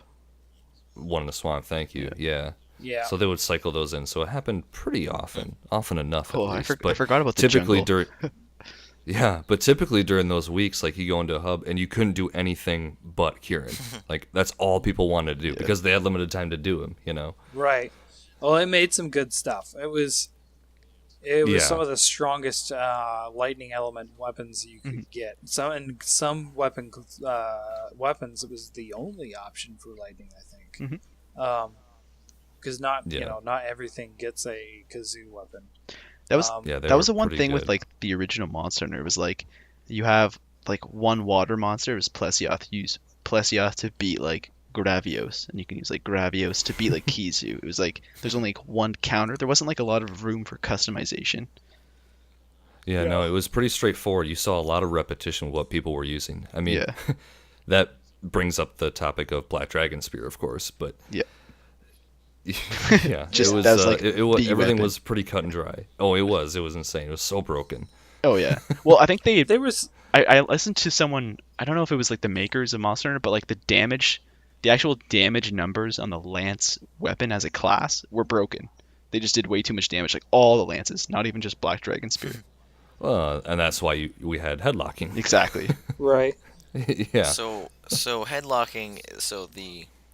I'm guessing what it was. I'm assuming it was the head's flinch like amount was low enough, or it was a certain amount that the lance could keep stabbing it and it would continue to stagger. Correct. Yep. Yep. Stab, Yep. stab, dodge. Stab, stab, stab, dodge. Flinch. Repeat. And Endlessly. you could also do it with I think it was like the Blue Ogre Spear. It was one of the bone. It was the highest bone spear if you popped either like a Mega Demon Drug or something. You could do it with that one, but it was like a 3-hit headlock. Yeah.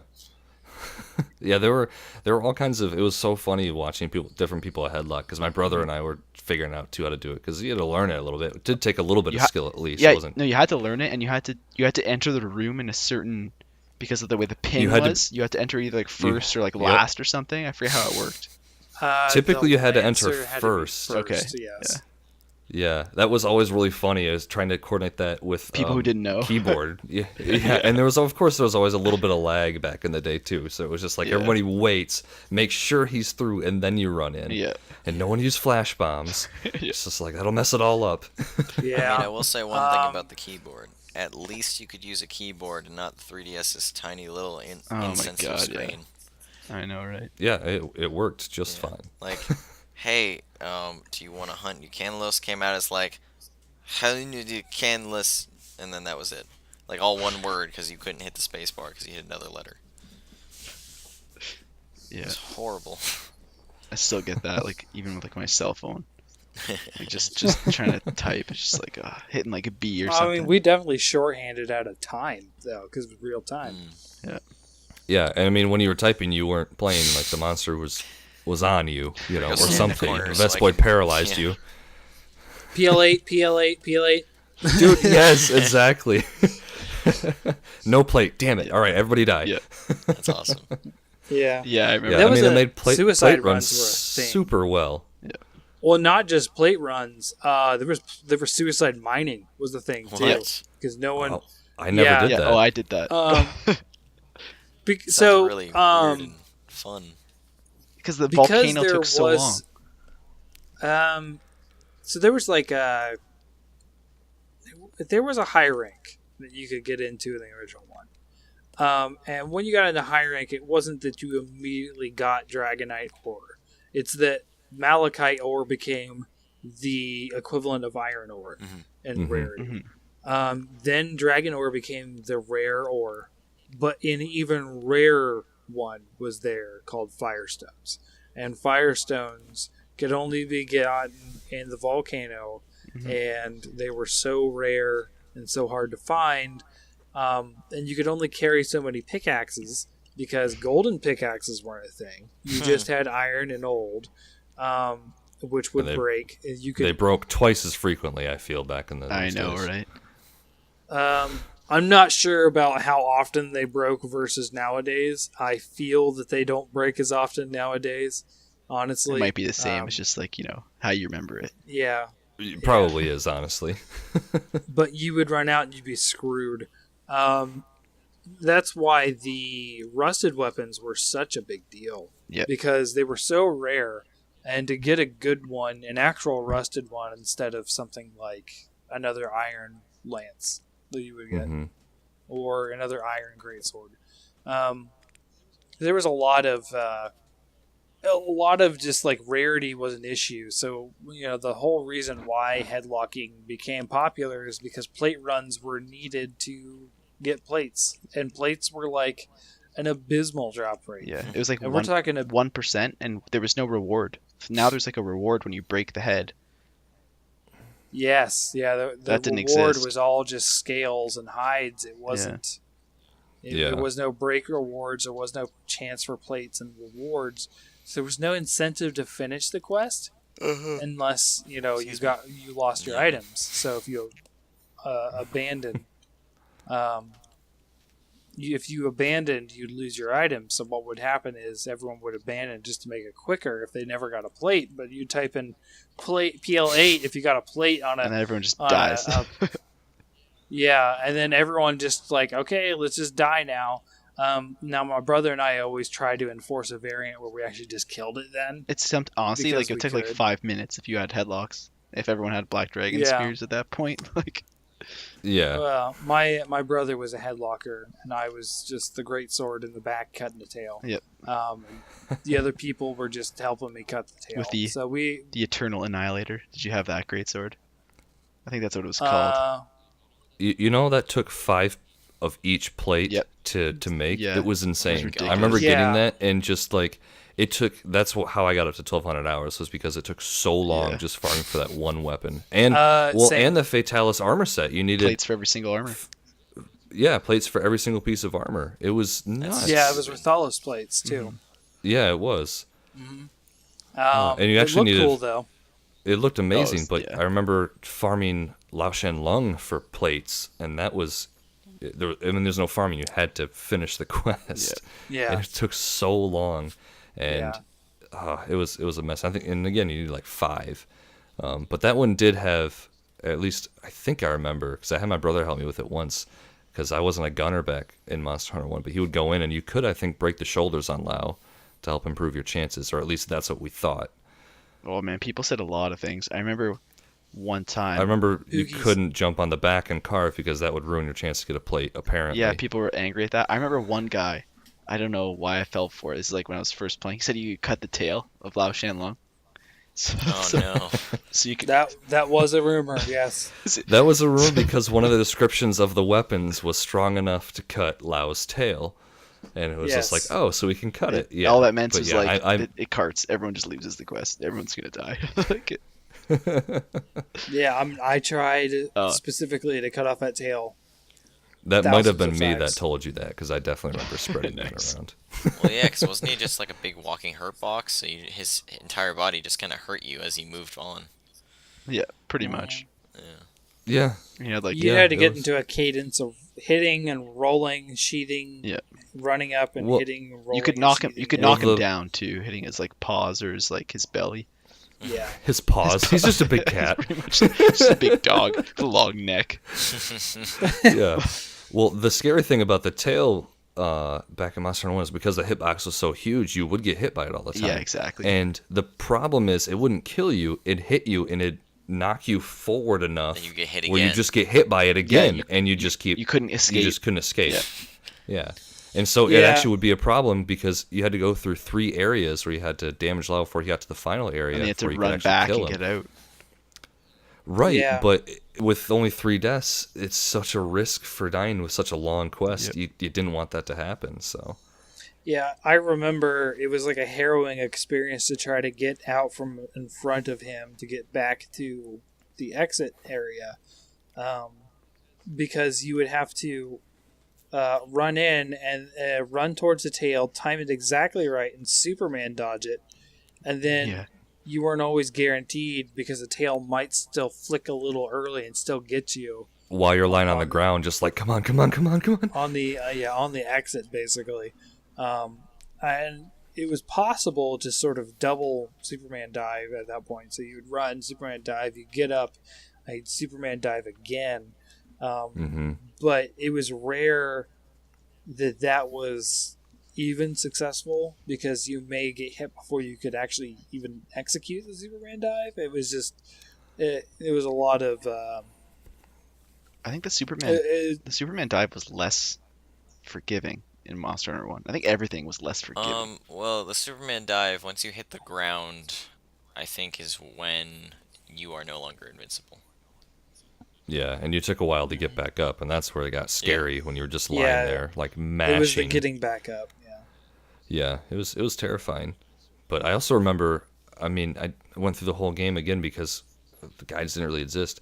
Went through the whole Monster Hunter 1 not knowing that Farcasters existed until we were doing an event, Lao Shenlong, and there was a dude in full shinobi armor. Nice. And Just ninja we literally out. thought, like, he did, and we literally thought it was just a part of the armor set. We're like, shit, we have to get that armor set now. Like, that's the only way we can do this. It's amazing. And then it was just an item we could have made since, day one. Yep. Right. Yeah, there was a lot of stuff that was just it was no quality of life on anything. No, it was really made you work for it. It was nuts. Work for But- everything. True Monster Hunter game with they make you work for everything. Well, It was I'm going to work. say, but even though it was so hard to play and so hard to get into, it was still an amazing game that kindled the fire that I have for it that I'm Oh, definitely. still playing at 13 years later. Well, man, and that's that's awesome. because Monster Hunters, it is, and that's Same. because Monster Hunters been, even though they've changed a lot of stuff. I mean, we've been through, we've seen all the changes, Fortuan and Crow. Yep. It's stuck to its general pattern or its original theory of the fun of this game is hunting these monsters and getting self-improving and then making the better armor and weapons to prove that you've come this far. It's really like a self-growth game. It's not so much like a reward in a lot of other ways, which is Yeah. kind of cool. So It's It's- one of the few franchises outside of like some of the major like Blizzard games that like I've really stuck to and like still play. Yeah. I mean, like you look at like Warcraft; those games are like so old, and they still like are popular. Like StarCraft 2 is still going on, and stuff like that. Diablo as well. mhm. I can't think Yeah. of many others like, but Monster Hunter just like sticks there. Yeah, it's Yeah. funny how like Monster Hunter's developers, like you can tell that they're so invested into the game, like, the way that they have kept the core gameplay this whole time, you know, and like even going Yeah, into they haven't world, changed their even going into formula. the world, like everyone, this is a little bit of speculation, obviously, 'cause it's not out, but you know, they've discussed how, you know, they're trying to keep it Monster Hunter, even by adding all this stuff. Like, this was the game they've always wanted to make. This is what their goal was to Yes. be. So, this is something that they've been trying to do this entire time, and this is something that they wanted Monster Hunter to be. It just seems like, They couldn't do it through how could they? technology and Yeah, stuff. like, it just seems like something that's like, they were thinking this far ahead, and they cared this much about their game. Like, that's just something you don't see with other games and consoles. Yeah, Like Mario, oh, we have a new console. Okay, we're gonna make the standard game, but we're gonna add a little bit of things that complement the console it's on. The new things that were added to the console. And they kind of have this focus where they go again and again and again, and they have the same core gameplay, blah blah blah. But it's still, you can tell it's just a filler. It's just there. There's not that heart and soul that you get from a development team that, you know, you can tell works their butts off trying to make the perfect Monster Hunter game. And Yeah. Right. it's amazing. I'm just impressed they've stuck with the same formula for so long. Of they haven't really changed up, why you're farming or how you farm the monsters for parts and like that. Honestly, it's because it's like Well- Monster Hunter is such a perfect game to me. I don't know. It's crazy. They've got the right balance. It's got like it's I a mean, perfect loop. Like it's like the perfect Yeah. gaming loop. Like, It's why sad do you to want me people that to it's not play? Yeah. popular in America because I think it is my favorite game genre. Yeah, I or would say it's game up there. It's like my series. favorite like well, series. you've got so many other spin-offs and different games and stuff like that. Like, I mean, this steps a little bit to the side, but we were talking Destiny. We were playing Destiny 2 earlier. And there's so many different systems out there for loot that, Destiny uses like RNG, and so you're going to get the same crap over and over and over and over. The same thing is whatever you do doesn't feel rewarding, but Monster Hunter treats all their loot differently. All the loot you can use or that you get, you can use either for any part you want because there's so many different weapons and armor that you can never get enough. You can sell it for money, and the best thing about it is no matter all the parts you get, you choose what you make out Yeah. of it. So most Right. other games give you the weapon as a reward. You get parts as a reward, and then your true reward is making exactly what you want. And I think that's where Monster Hunter really has succeeded, even since day one, is you get to make your own path forward with it, and it's sort of really RPG. That's like the heart of it to me, right there. Going back to like why you kill the monsters, like the whole meaning.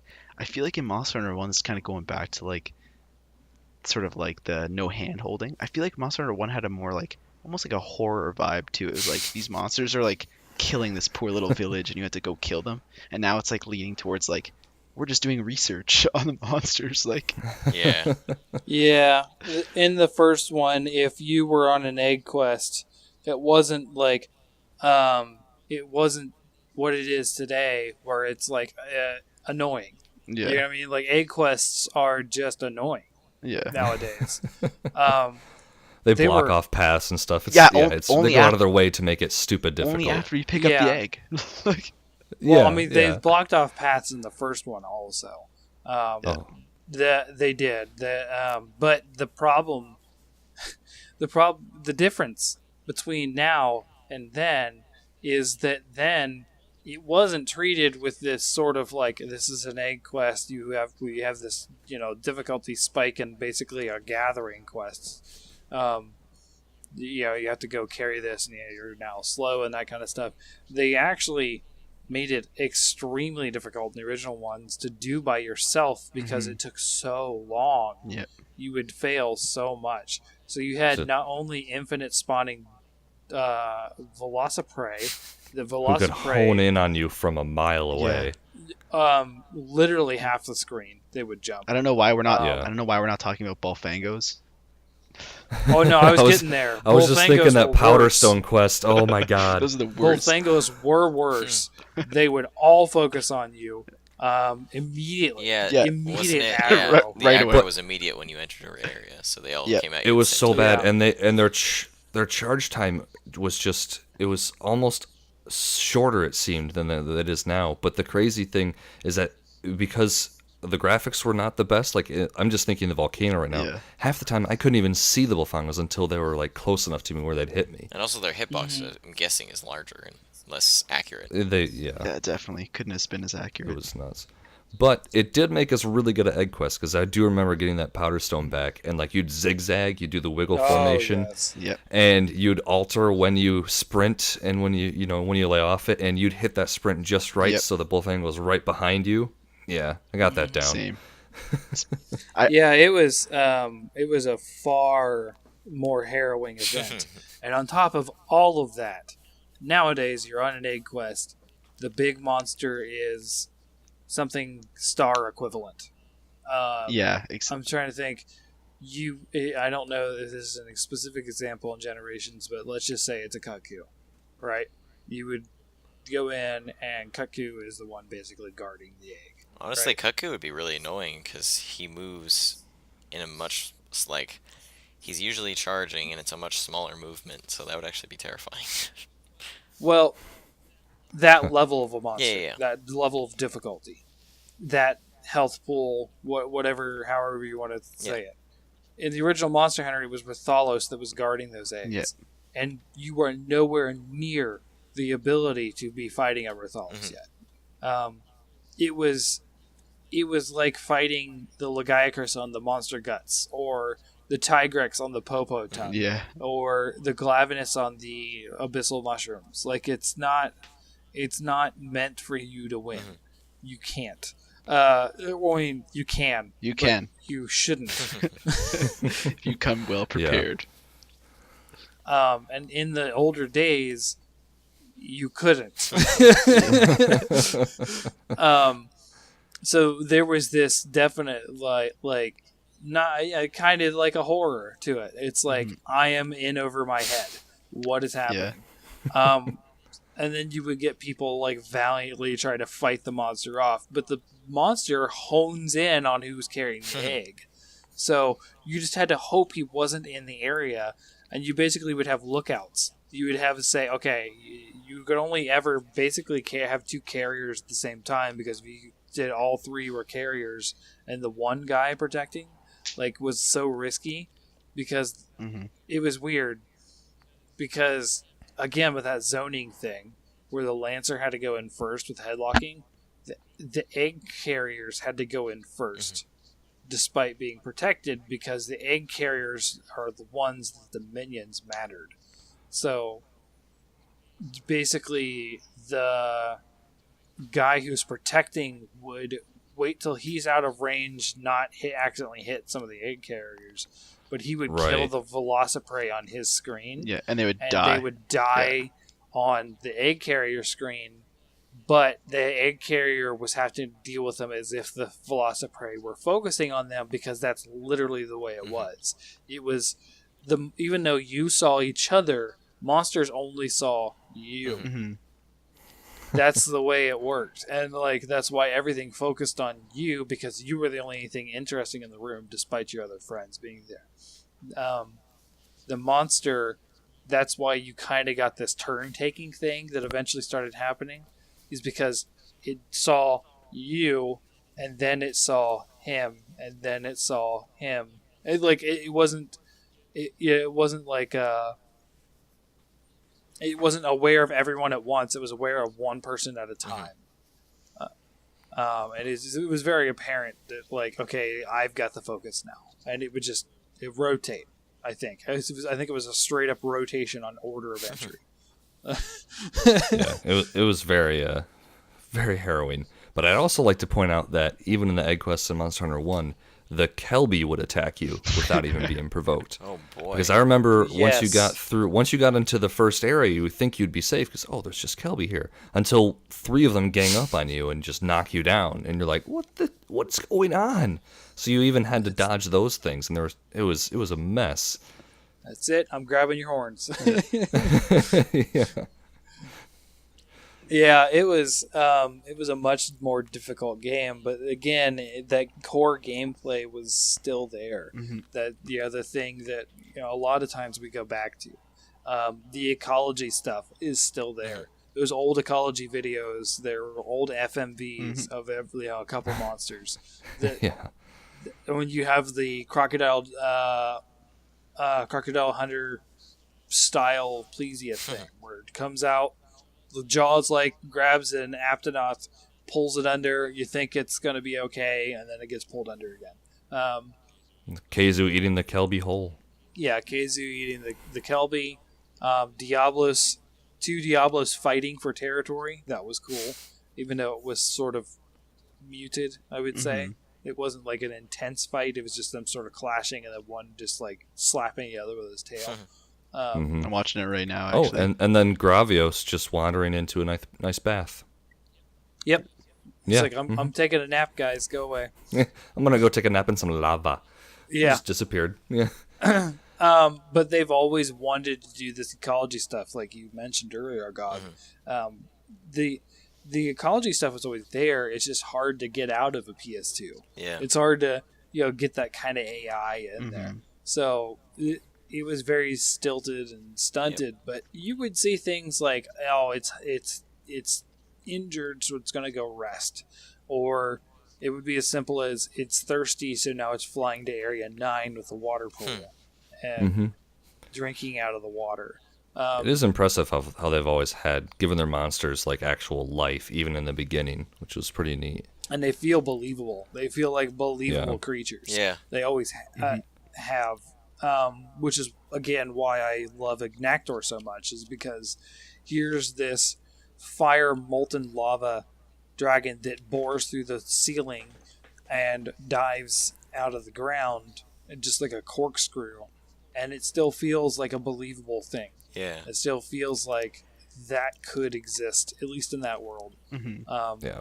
Well, I mean, you look at all of the research and behind the scenes they put into the monsters, like Tetsukabra. They literally studied frogs, like to see how they move. And everything. Like the tiny little minute movements and stuff it's all calculated out. They all do that, and they've done that since the beginning, which is very impressive. Yes, it is.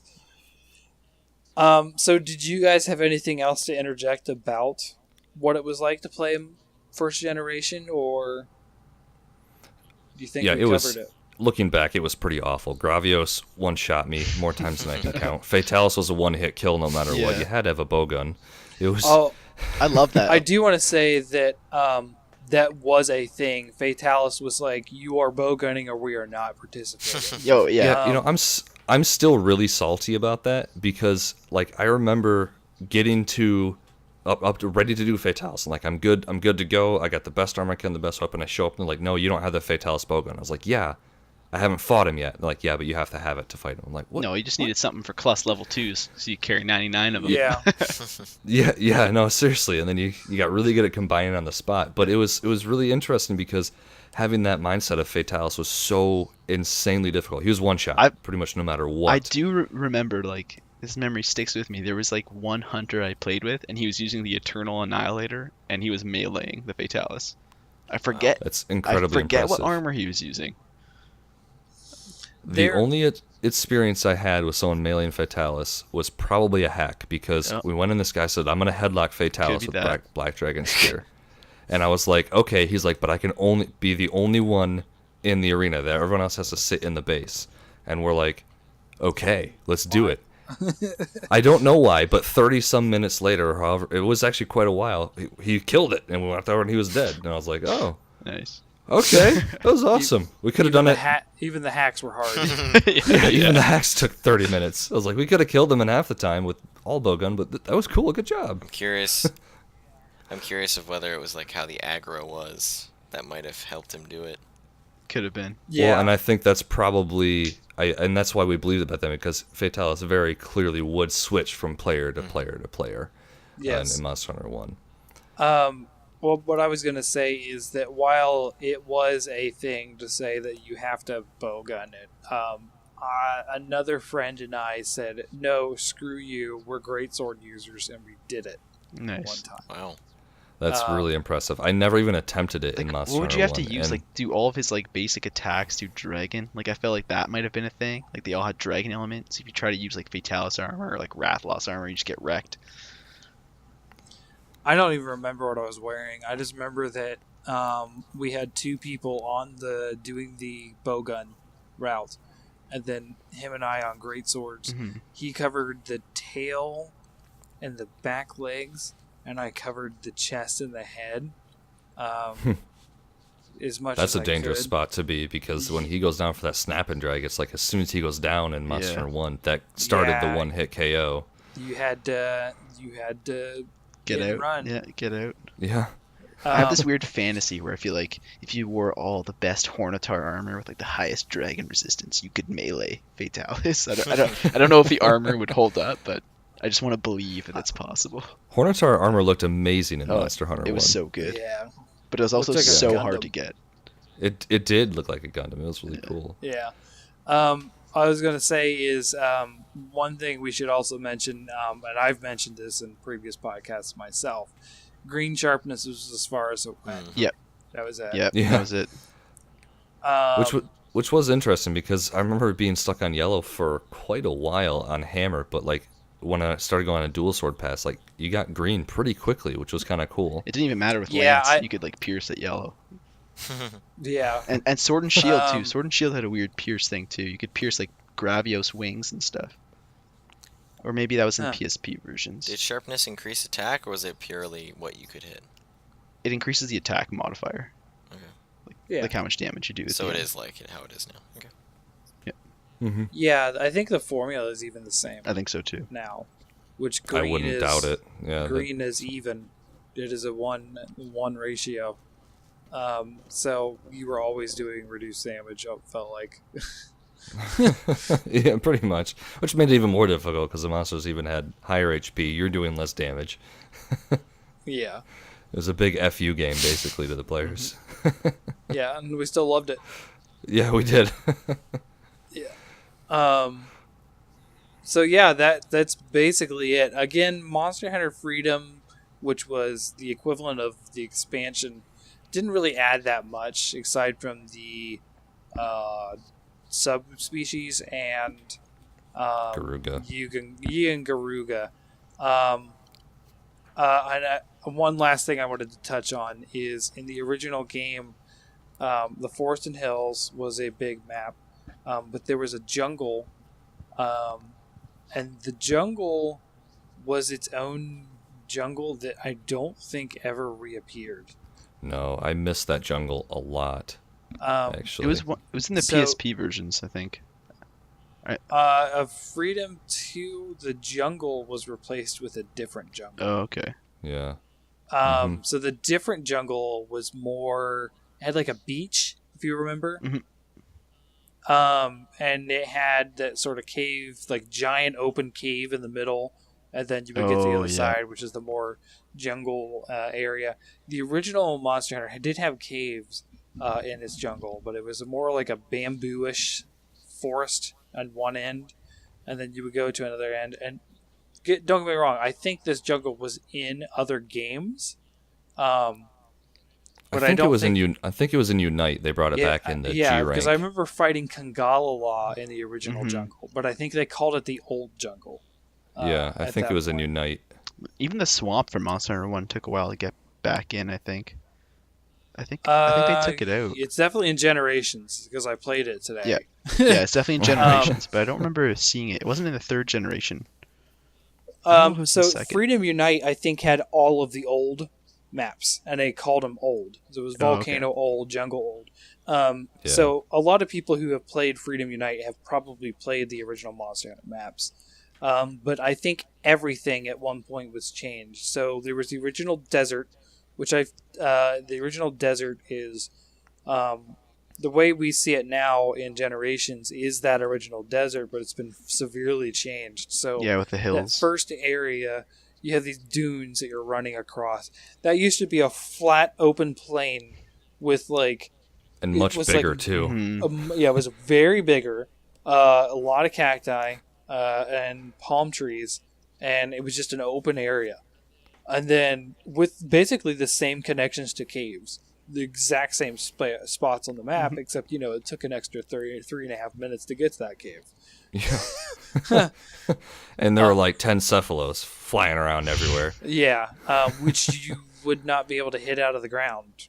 Yeah. pretty Yeah. much. I remember failing Uh, quests because it's like, oh, I'm out of Sonic Bombs and I can't get these stupid bastards to Yeah, come out. the Piscine liver is just not. It took okay. me so long to figure out how to get past that. Yeah. Because at first I did try with a hammer to get them out of the ground. It didn't happen. Yeah. It was. They had a high threshold for getting out. You just had to hope they get out, which wasn't often. So you had so the original forest and hills, the jungle, the desert, the original volcano. It's very different in the fact that I think even in the remastered version they didn't keep some of the same areas. I think because there's I'm that trying- one area that has basically a giant curve around an island, and then it goes into the peak of the volcano, and it's reversed. It's into a circle around that island, and that island isn't there. It's just lava in the middle, in the redone maps of that day and age. But it used to just be an island. That's where the monsters slept, is that area, and they would just stand there and spam fireballs and fire beams at you, depending on what they could do. So that was an endless suck, I guess. I think too, I think if you didn't catch the Rathlos or if you didn't have poison throwing knives, it would just sleep and you couldn't get to it. Yep, nothing you could do. Yeah. Gravius was Yep. the same way. Yeah. You have And to- then Gravius would wake up and then just spam fire beam. Yeah. Well, that's why I paid to have a gunner. Luckily, Yeah. Yeah. I mean, my brother and I shared a PS2, but he's always been he always went gunner, and so watching him play back in the day was really kind of, I hesitate to say inspiring because that gives him more credit than he's worth, but it was really cool to see that. Nice. It was really, he doesn't play Monster anymore. It's like, what the Okay. heck? He doesn't deserve the Come credit. on, man. Then. But he is getting World, so that's a plus. Nice. And I can't wait to play with him. But we never played it, so I would watch him play. And it was really interesting to see how differently he played. And that was one of the things, the advantages he had as a gunner is he was always able to hit the monster pretty much, which was kind of interesting. Yeah. And especially back in Monster Hunter 1, as a gunner was It was quite risky so because unique, of the too. hitboxes and everything. not many people. It was gunned. unique. You didn't gun until you were about to fight Vitalis. That was basically it. Yeah, well, it was expensive, and you wasted your money on armor Yeah, that you know that's true. armor and weapons and everything else, and buying on Claw Day. It was Yeah, a Claw lot to go Day. away. There goes all your 300,000 Zenny or whatever. Yeah, and Honey Day, it was a mess. Honey Yeah. Day is still a mess. Yeah. One thing I do want to mention is that in the online hub in the original game, you had to go to the blacksmith to be able to change out armor and weapons. It wasn't just in the quest area or something like that. It wasn't convenient to change items Mhm. at Mhm. all. Yeah, it was a real pain.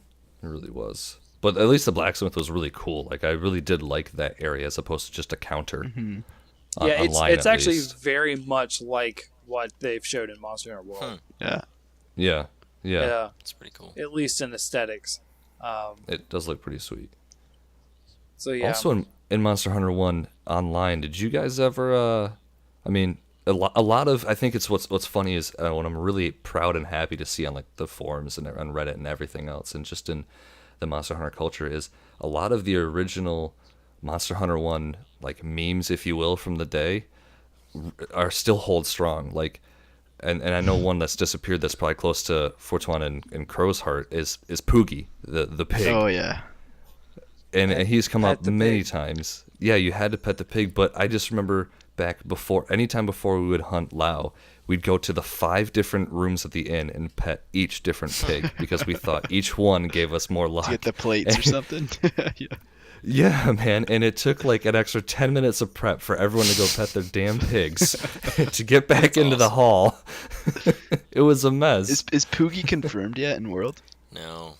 Nope. I'm not No, playing we it. haven't then. seen them yet. This is my one speculation. So, the moss swine are there, but I don't think that they're going to come back. And my reasoning is that it's very hard to make a pig look cute with textures that are HD.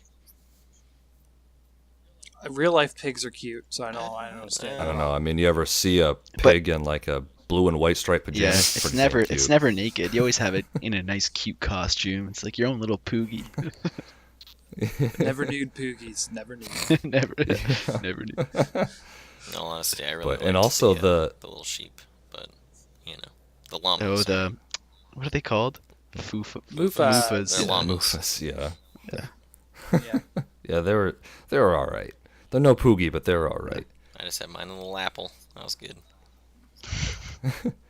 But also the Plesioth meme stemmed from Monster Hunter 1 as well, because that's when his hip check was extremely bad. It was like Hips for So- days. Oh, he was huge in Monster Well, Hunter he was like one of the. I think Right. He was like the biggest, wasn't he? The biggest monster. him and Gravius, I think, tied. Yeah, like Um, excluding all Besides the like, Lao Shan, Vitalis. of course. Excluding those guys. Yeah. yeah. Now Glacian was definitely longer. I'll give you that. I think both Gravius and Plesioth were taller. Yeah, Plesioth was extremely tall. Like, I remember fighting up against him, and most of the time when you were up close, you wouldn't even see, I guess, what are they called? His knees? I Yes. guess he has knees. You wouldn't see his knees on the screen when you were actually fighting him on his feet, because he was just so Yeah, tall. gold crown Plesioth. Oh my god. Oh, jeez. And no one had water armor. Like no one was ready for that.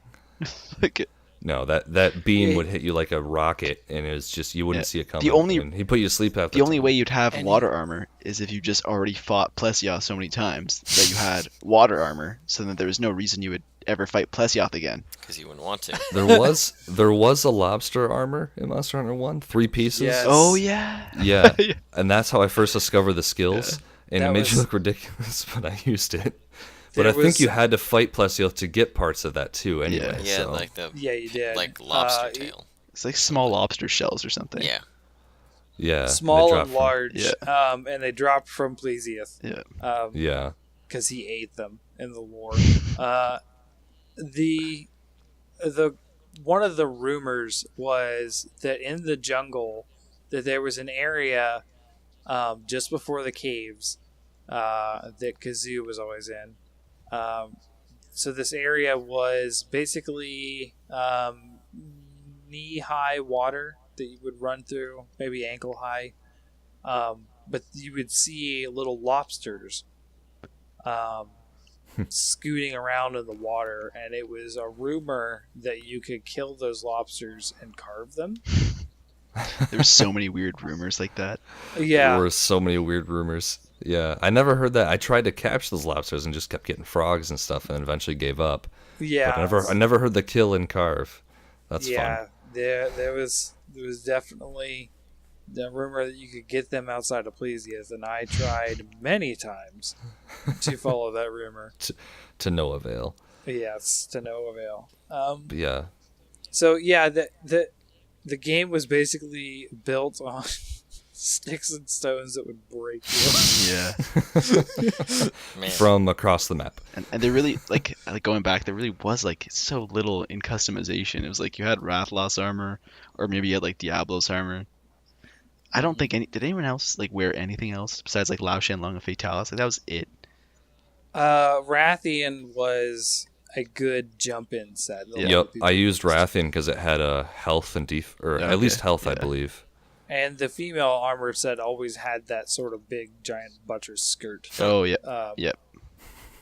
That was That's been around was forever, I popular. think. Yeah. I know Yeah. a lot of people Um, don't like that the females have those giant armored skirt things, but I think those are badass in my opinion. I've never heard people complain about that. but Well, again, well, I guess a lot of people mostly complain about how women have the open-faced helmets because they think they look stupid. yes.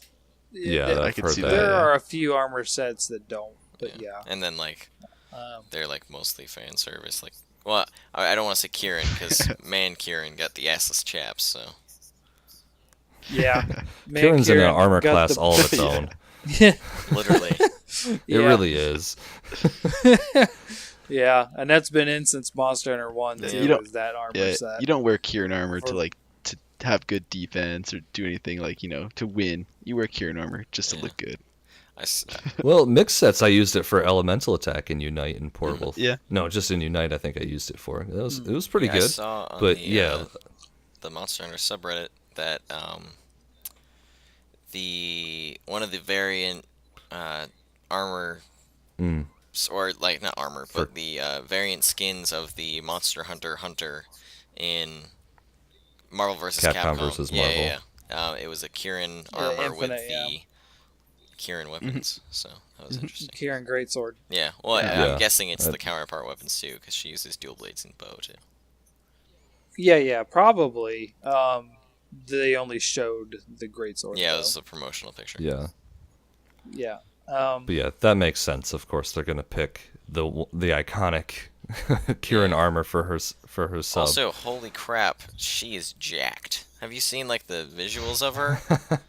She's like Yeah. super, like she's not like I don't want to be like subjective, but most of the girls in Monster Hunter are very Petite. yeah, they're like the perfect, like they have nice chests and butts and they're somehow still thin. But she actually is very like muscular and built. She has broad shoulders. It's funny. I like what they did with her. They made her, and especially in the story trailer too, they made her, like you said earlier, she's a Yeah. badass. They made her a She warrior. like visually and that's looks what they needed to do. built Yeah. that way. Yeah. She's Black Panther's right hand girl. Yeah. Yeah. I've seen the story. Okay, I watched nice. it on YouTube. She is basically his, I don't want to say bodyguard, but she reports directly to him. Number one. And Black Panther is the king of the world. Their little mixed up world of Monster Hunter, which is always thought was weird because the Monster Hunter map, it's like here's a armored rhino pulling a cart in a desert that has a statue of a Rathalos and a Black Panther, and I was like, okay, so the tie-in with Black Panther I see, but why is it not an Aptonoth pulling the cart? Why is it a rhino? Like, did we just not have enough African theme here? I just, Right. Let's pull a little more of the resources. Let's have a little bit of a better mix. yeah. Yeah. Well, cool. I don't think I have a lot more to say on the original Monster Hunter. Do you guys? I think we covered quite Covered a bit. enough. Covered, Yeah. covered quite a bit.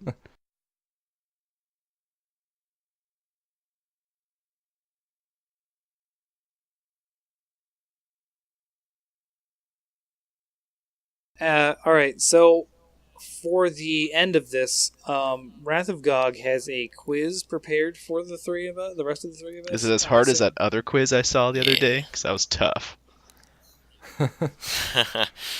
Oh yeah, so Shady Figure in our chat had posted a trivia thing that he had made 3 years ago. Yeah, Oh, somewhere between Monster Hunter 3 Ultimate yeah, and it's 4. quite a while ago.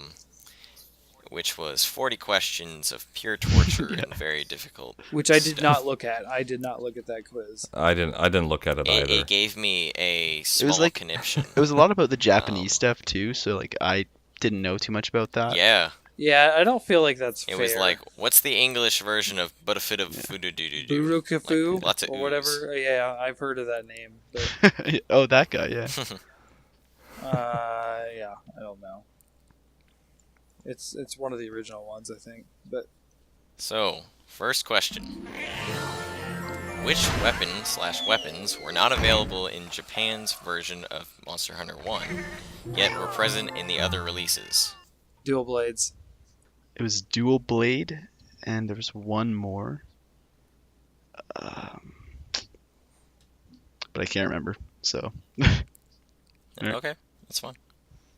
Yeah, I didn't know this, but that would be dual swords. I learned that today, right? Okay, Hopefully. cool. Okay. Okay, so you were all right. You all said dual blades. Jealous Nice. almost said that there were two things, but it was just dual Oh, blades. okay. Technically, Um, 2 swords. Gotcha. Nice. I can't take this stuff. I'm the one that's supposed to make those buttons. Okay. Okay. Yeah, so y'all got it right. So that's okay. So question number 2. So this monster was wait, wrong. That's a follow up. Okay. So A two-headed undead cobra monster called the Crypt Hydra was planned to be in the original Monster Hunter, but was removed because blank. I have no idea. Probably because, oh, here's a good answer. Because the hitboxes would have been too insane. There. Mhm. Yeah. Okay, I have no idea. sweet. It was removed because they couldn't handle the AI. It was too complicated. Okay. Okay. So we went from everyone getting it right to everyone getting it wrong. Yeah, solidarity. That's right, guys. Yeah. Okay. So it was funny. I think Vengeful said he had no idea, but he said the hitboxes would be too insane. Jealous just said he had no idea, and Fortuan said something that was kind of interesting, which was that the AI would be too confusing to Difficult. interpret, yet to create. I Yeah. would believe that, yeah. The actual answer was that it was removed because of negative reception from fans who didn't want to see a supernatural monster in the game. Huh. Ooh, That's Yeah, interesting. thank so I you, guess- fans. I Yeah, like because that, it was actually. a two-headed undead cobra monster. Oh, the undead, yeah. Yeah, I yeah. didn't pick up And on Which that. is they were sort like- of what they repurposed into Narcocos. Yeah. Yeah. Yeah. Not a fan of that guy. Which Dang it. They should have listened to their fans 20 years ago. Or 15. Yeah, they really did that, eh? it's not Nakarkos is- undead though. It's just Well- bones covering two tentacles that look like heads. Yeah. Spoilers, if you haven't beat him. It's just bones covering two tentacles that look like heads. Yeah, no, that's definitely better than undead. Yeah. Yeah. I'm actually glad there's not, like, too much crazy stuff. Like, with Double Cross and that rocket-powered guy, I kind of feel like it's, like, getting away from the whole, like, natural ecology and stuff like that. 100% agree. That's what I love about Monster Hunter is that everything's so, Yeah. like, monsters are based off of real animals. Like, there's Urukutsu is a bunny. Yeah. Exactly. Literally. I'm excited. I'm Anyway. sure they could explain Rocket Dragon in some way. I mean, Oh, I'm sure they could, but, like, it's, like, harder to connect It's- with a Western audience in that way. well, I mean, you think about it, the fireball, whatever, right, coming out of the mouth, it just means that it has those chemical reactions coming out of siphons in its wings. It's done. You've convinced me. It's fine. Bring on the rocket-powered dragons. That's that. I mean, that would be my interpretation at Done. least. All right. Question 3, I guess. Gog. How many do we have? Well, 5. that's the thing. You just kind of screwed one of them. You said the thing about Nakarkos, which is actually the next question was this monster was later thought to be revamped in a new game. Which one? And that was going to be Nakarkos. So, Well, let's just say we probably all would have gotten that one at least. would you jealous? I might have messed it up. Oh, dang Okay, it. I'll Dang it, give you. Jealous. I'll just give you all points. I'll just pretend. I mean, it doesn't matter if I gave you points or not points. It's still Is the it same either- place. Is this like whose line is it anyway? The points don't It's matter. either generations or It's all for made you, up, right? and the points don't matter. We didn't Okay. make it up, and the points matter. So that would mean that I have 3 questions left. So Okay, it's not that's bad. fine. Okay, Stop messing Question- up 420. Come on. so question 3. I like to talk. No, Gog likes to talk. Yeah. Yep. Sorry, I'm actually talking too much now. Go ahead. No, it's fine. Why are we whispering? I don't know, like it. So, what was the original initial release date down to the month of Monster Hunter 1? Japan, America, Europe are all acceptable answers. I think it was like May 2004. I'm guessing. Okay. It was March in Japan and September in the U.S. Okay. Well, I need the year too. Oh, yeah. 2004. Okay, thanks. I don't think I know the actual day, but I want to say it was September of 2004. I know it was 2004 sometime, but I don't know the exact day or even really the month. Okay. Sweet. Okay. So, you all got it right. Oh, Somehow. yes. I'm actually really surprised. Fortuan was showing off, and he had 2 of them. He had Japan and America. Yep. Jealous, out of sheer luck. Oh wait. Oh, I'm sorry. Wait. No, Jealous actually didn't get it. Damn it. So it was March 2004, Hmm. not May Damn it. 2004. Oh, it was March? Oh, I didn't get it either then. Well, no. You actually did. You got the North American release, which was September yes! 2004. Go me. So, yeah. Damn it. What was the day? Was it the 4th? March 11th It in was- Japan, and it was September 21st. Oh, think. wow. Jesus, 420, you insane yeah, man. Yeah. Outside. It's a place. Yeah. Hey, No, that. Okay. I hate Oh. outside.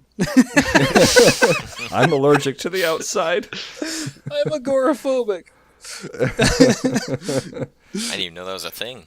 I mean, I guess it makes sense that like if there's claustrophobia, there'd be like non-claustrophobia. The opposite of that. I'm scared of Agoraphobia. open Opposite of spaces. claustrophobia. Yeah, there is that's a a fear different of wide thing, but open also a spaces. thing. Yeah, Yeah. fear of wide spaces is what it Yep. is. Which I guess would make sense if you're like in space, but I don't know. I think that's a whole different fear. Yeah, because you're not really in an Yeah. open space in space, if you know what I mean. Well, it's a pretty open space. But you're in a spaceship in space. Well, what if you were in the space of space, though? But you don't. You're dead, kinda in and you don't space. care. But like I'm in a house right now. True. Very true. Probably frozen. Okay. Next question. Tone it down a little bit. Okay. So, what are the 4 original types of quests in Monster Hunter 1, like listing off their names? Hunting, capture, Mhm. gathering, Mhm. and it's purple. I'm going to say repel. If I heard that right or understood it right, I think it's like capture, hunt, gathering, and whatever the purple ones were, which I think were like event or legendary quests, I guess. Okay. So, I need a confirm on whether it was legendary or champion. Is that the other one that you said? I don't know which one. I said Like, I couldn't tell event which one you or said. legendary. So since I didn't say champion, let's go with legendary then. Sounds cooler anyway. Or purple. Is purple an answer? No, sorry. It's not Damn. colors. So, All right, legendary. Legendary. I think it's gather, hunt, capture, and repel. Okay, thank you. Ooh, that was I feel really bad for you, Vengeful. So Yeah. the purple one, the one that no one knew, was event. Oh, it was event? Oh, Yeah, What? and Oh, so Fortuan and Jealous both said it was repel. yeah. Yeah, because And that's what Vengeful said- Fatalis has. Yeah. And Vengeful was like, "Oh, I think it's event or legendary or whatever," and then he muted, and I was like, "Wait a minute, wait, no, you were right." And I went back and I was like, "I think you said event or legend or champion or something." Yeah, you're like legendary or champion, and I was like, oh, I didn't say champion, so that must be it. So I'll just be honest and go legendary. I was like, I think it was event. Should have been purple. Yeah, I could have done it by color, but I thought that might be too easy. That's pretty easy. You know, for you, you old timers. So no Okay. one got it then? Nope. Damn. All right. Almost pulled into the lead, Vengeful. Oh, damn. Yeah. So close. Okay. So next question, last question. Okay. What was the length of time, days, months, years, whatever, between the cancellation of MH1's online servers in Japan compared to outside Japan, and which was first? So I'm pretty sure that US would have been first, based on how popular it was over in Japan compared to US. It wasn't popular in the US. And it had to be, God, I want to say a year probably until the Japanese ones went down. Maybe 2 years, but I'm going to say year. Okay. I'm just gonna guess because I don't know. So I'm gonna say, U.S. Europe went down first, and it was a Okay. difference of a year. Okay. I have no idea. You want to give a guess? Like when it was canceled. Yeah. Like the Or which one went first, at least? between. Sorry, could you repeat it? So, Between Monster Hunter 1. yeah, it was between the cancellation of Monster Hunter 1 in Japan compared to outside of Japan. I'd say probably Japan would probably go first because I'm guessing they had resources in like other sequels. Sorry, can you say that I again? say Japan went first because they probably had resources into like the sequels of Monster Hunter. So they would just Okay. no one would probably play the first one if everyone's playing second or third or whatever. All right, Yeah. that's what And then what do you think was the time in between? I have no idea. A couple months. I have no idea. Okay, cool. Oh my god. Okay. So, none of you got that one right. Damn. But it was actually funny because Jealous kind of had an interesting thing because it was outside of Japan, so it was the West first that canceled. That makes sense. Yeah. Yeah, well, Jealous had a really interesting thought because he was like, oh, well, maybe they canceled in Japan. Excuse me, maybe they canceled in Japan first because it was probably released in Japan first, and they would be moving on to a different game, so they wouldn't have as many people on the servers, which I thought was a really good idea. But unfortunately, it was wrong. Damn it. I think since this is going to be a tiebreaker between Vengeful and Fortuan, since you were both right about one part, we're going to go on how close you were to the actual difference, and that'll be the tiebreaker. Ooh. Okay. So, Vengeful, you said 1 year. Yeah. Fortuan, you said... 1 year. I thought... Oh. It's a tie. Shit, I thought you said It's a 2. double tie. No, I said 1. Okay. Well, you tied the tiebreaker, and now I'm going to go, like, find some random thing off the internet, Okay. and we're gonna duel out. Give me a second. What was the color of the event? Quest of Monster 1. Purple. I win. Yes. I got that right too, though. What was the You all went, which one's the purple one after you said the other thing? That's Yeah. so funny. what's the drop Yeah, rate? that's about what's right. the drop rate of a Nova Crystal from the mines in the swamp? There's no way I know Oh, this God. off by heart. Jesus. Oh God, no. Do you actually know that? No, absolutely not. Oh, okay. It's like, whoa. So Monster Hunter is the third best-selling franchise of Capcom currently. What are the 2 games that or game series that are above it? As in first and second. Resident Evil and Street Fighter. Okay. This is really going to display how little I know about Capcom outside of this, but I'm going to have to go ahead and say, and this might not even be right. I don't even think it's the right publisher or developer. Street Fighter and Resident Evil. I don't know. Okay. What the hell? This is so... We didn't get it right, did we? Vengeful guessed. He had no idea, and he got them both. Yes! Yes! I should have said the order. Maybe that would have helped. But then again, you probably would have guessed Resident Evil is higher, and then it wouldn't have mattered. Okay. Well, Yeah. I don't care. We're going again. I mean, well, are you willing to try to edit through all this bull Yeah, I'm crap? fine. So Okay. are we both tied again? Yeah. You made it Both sound got like it you, right. That's- you most. I said- didn't know. I don't really know much else outside of Capcom. No, I know that answer actually. I know that Resident Evil is their top and Street Fighter is their second. Especially when Street Fighter, whatever crap version it's on the Switch, sold super well. I just wanted to point out that there's also on this random trivia thing I just looked up, there is a thing about all the different names people give monsters, like nicknames. Excuse me. And one of them was Joassic Park for Devil Joe. I've never heard that before. Me neither, actually. Here's Joni. I haven't heard that I like either. it. Jesus. Here's Jody. And then one which is the most common nickname, Jail. obviously, Leno. is G.I. Joe. Oh God. Which doesn't make sense because immediately before that is Giant Angry Pickle, which is obviously the only one people use. Well, Yeah, I mean, that's- think the community that we're a bigger Oh. part of is Reddit, and they have their own lexicon, a lot of different things. There's also Ass Joel, which is, probably pronounced with the Spanish pronunciation of Joe. Oh, okay. Ho. Hmm. Halitosis instead of halitosis. Oh gosh. just JoJo, like the anime, Uh, Rex, and Barney. okay, yeah, I've heard I've Barney seen before. Barney, yeah. Yeah. Yeah, Um, that's funny. Sam Trios' fat mode was called Jabba the Shark Frog. Okay. I've never. What? This is Not so that weird. creative there. No. Okay. Anyway, sorry. Let's get our tiebreaker. Yeah, we gotta find this now. This is stressful. I know. I can't believe you guys are going so long. You guys need to. Oh, I have to say the question. Oh, Yeah. It's a little ninja sword.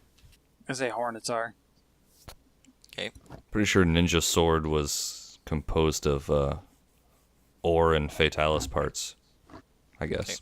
I'm gonna give it to Vengeful because it was Fatalis parts, but it wasn't ore. It Oh. was Fatalis crust, a guild ticket, and 5 egg tickets. Ooh. It's over. I feel cheated. What did you say, Fortuan? I said Hornets are. Oh, you said Ninja Sword, and I immediately went to Odyssey, and I was like, Odyssey's only made of ore, so that's well. where, I'm looking at where I was Odyssey. going, It but- looks like it's made with more than just ore. It has like Oh, is it really? Gravios wing, Basarios wing, and a Rathalos wing. Oh, maybe that's. Oh yeah, I maybe they remember changed that. It was the yeah. one. It was all the wings. I had that. Yeah, I had that too. Yeah. Apparently, I got mixed up. Cool. Cool. All right, there you go. All right. I lost. Thank God. Been waiting for that the whole time. Oh, you Okay. know the one that you were thinking of, 420, was the Black Katana. Oh, okay. Yeah. Oh yeah, MK. Yep. Yeah. That's a cool one too. Thank you, hunters, for joining us, and we'll see you next quest. Happy hunting. Happy hunting, guys. Thanks for having me. Whoopee.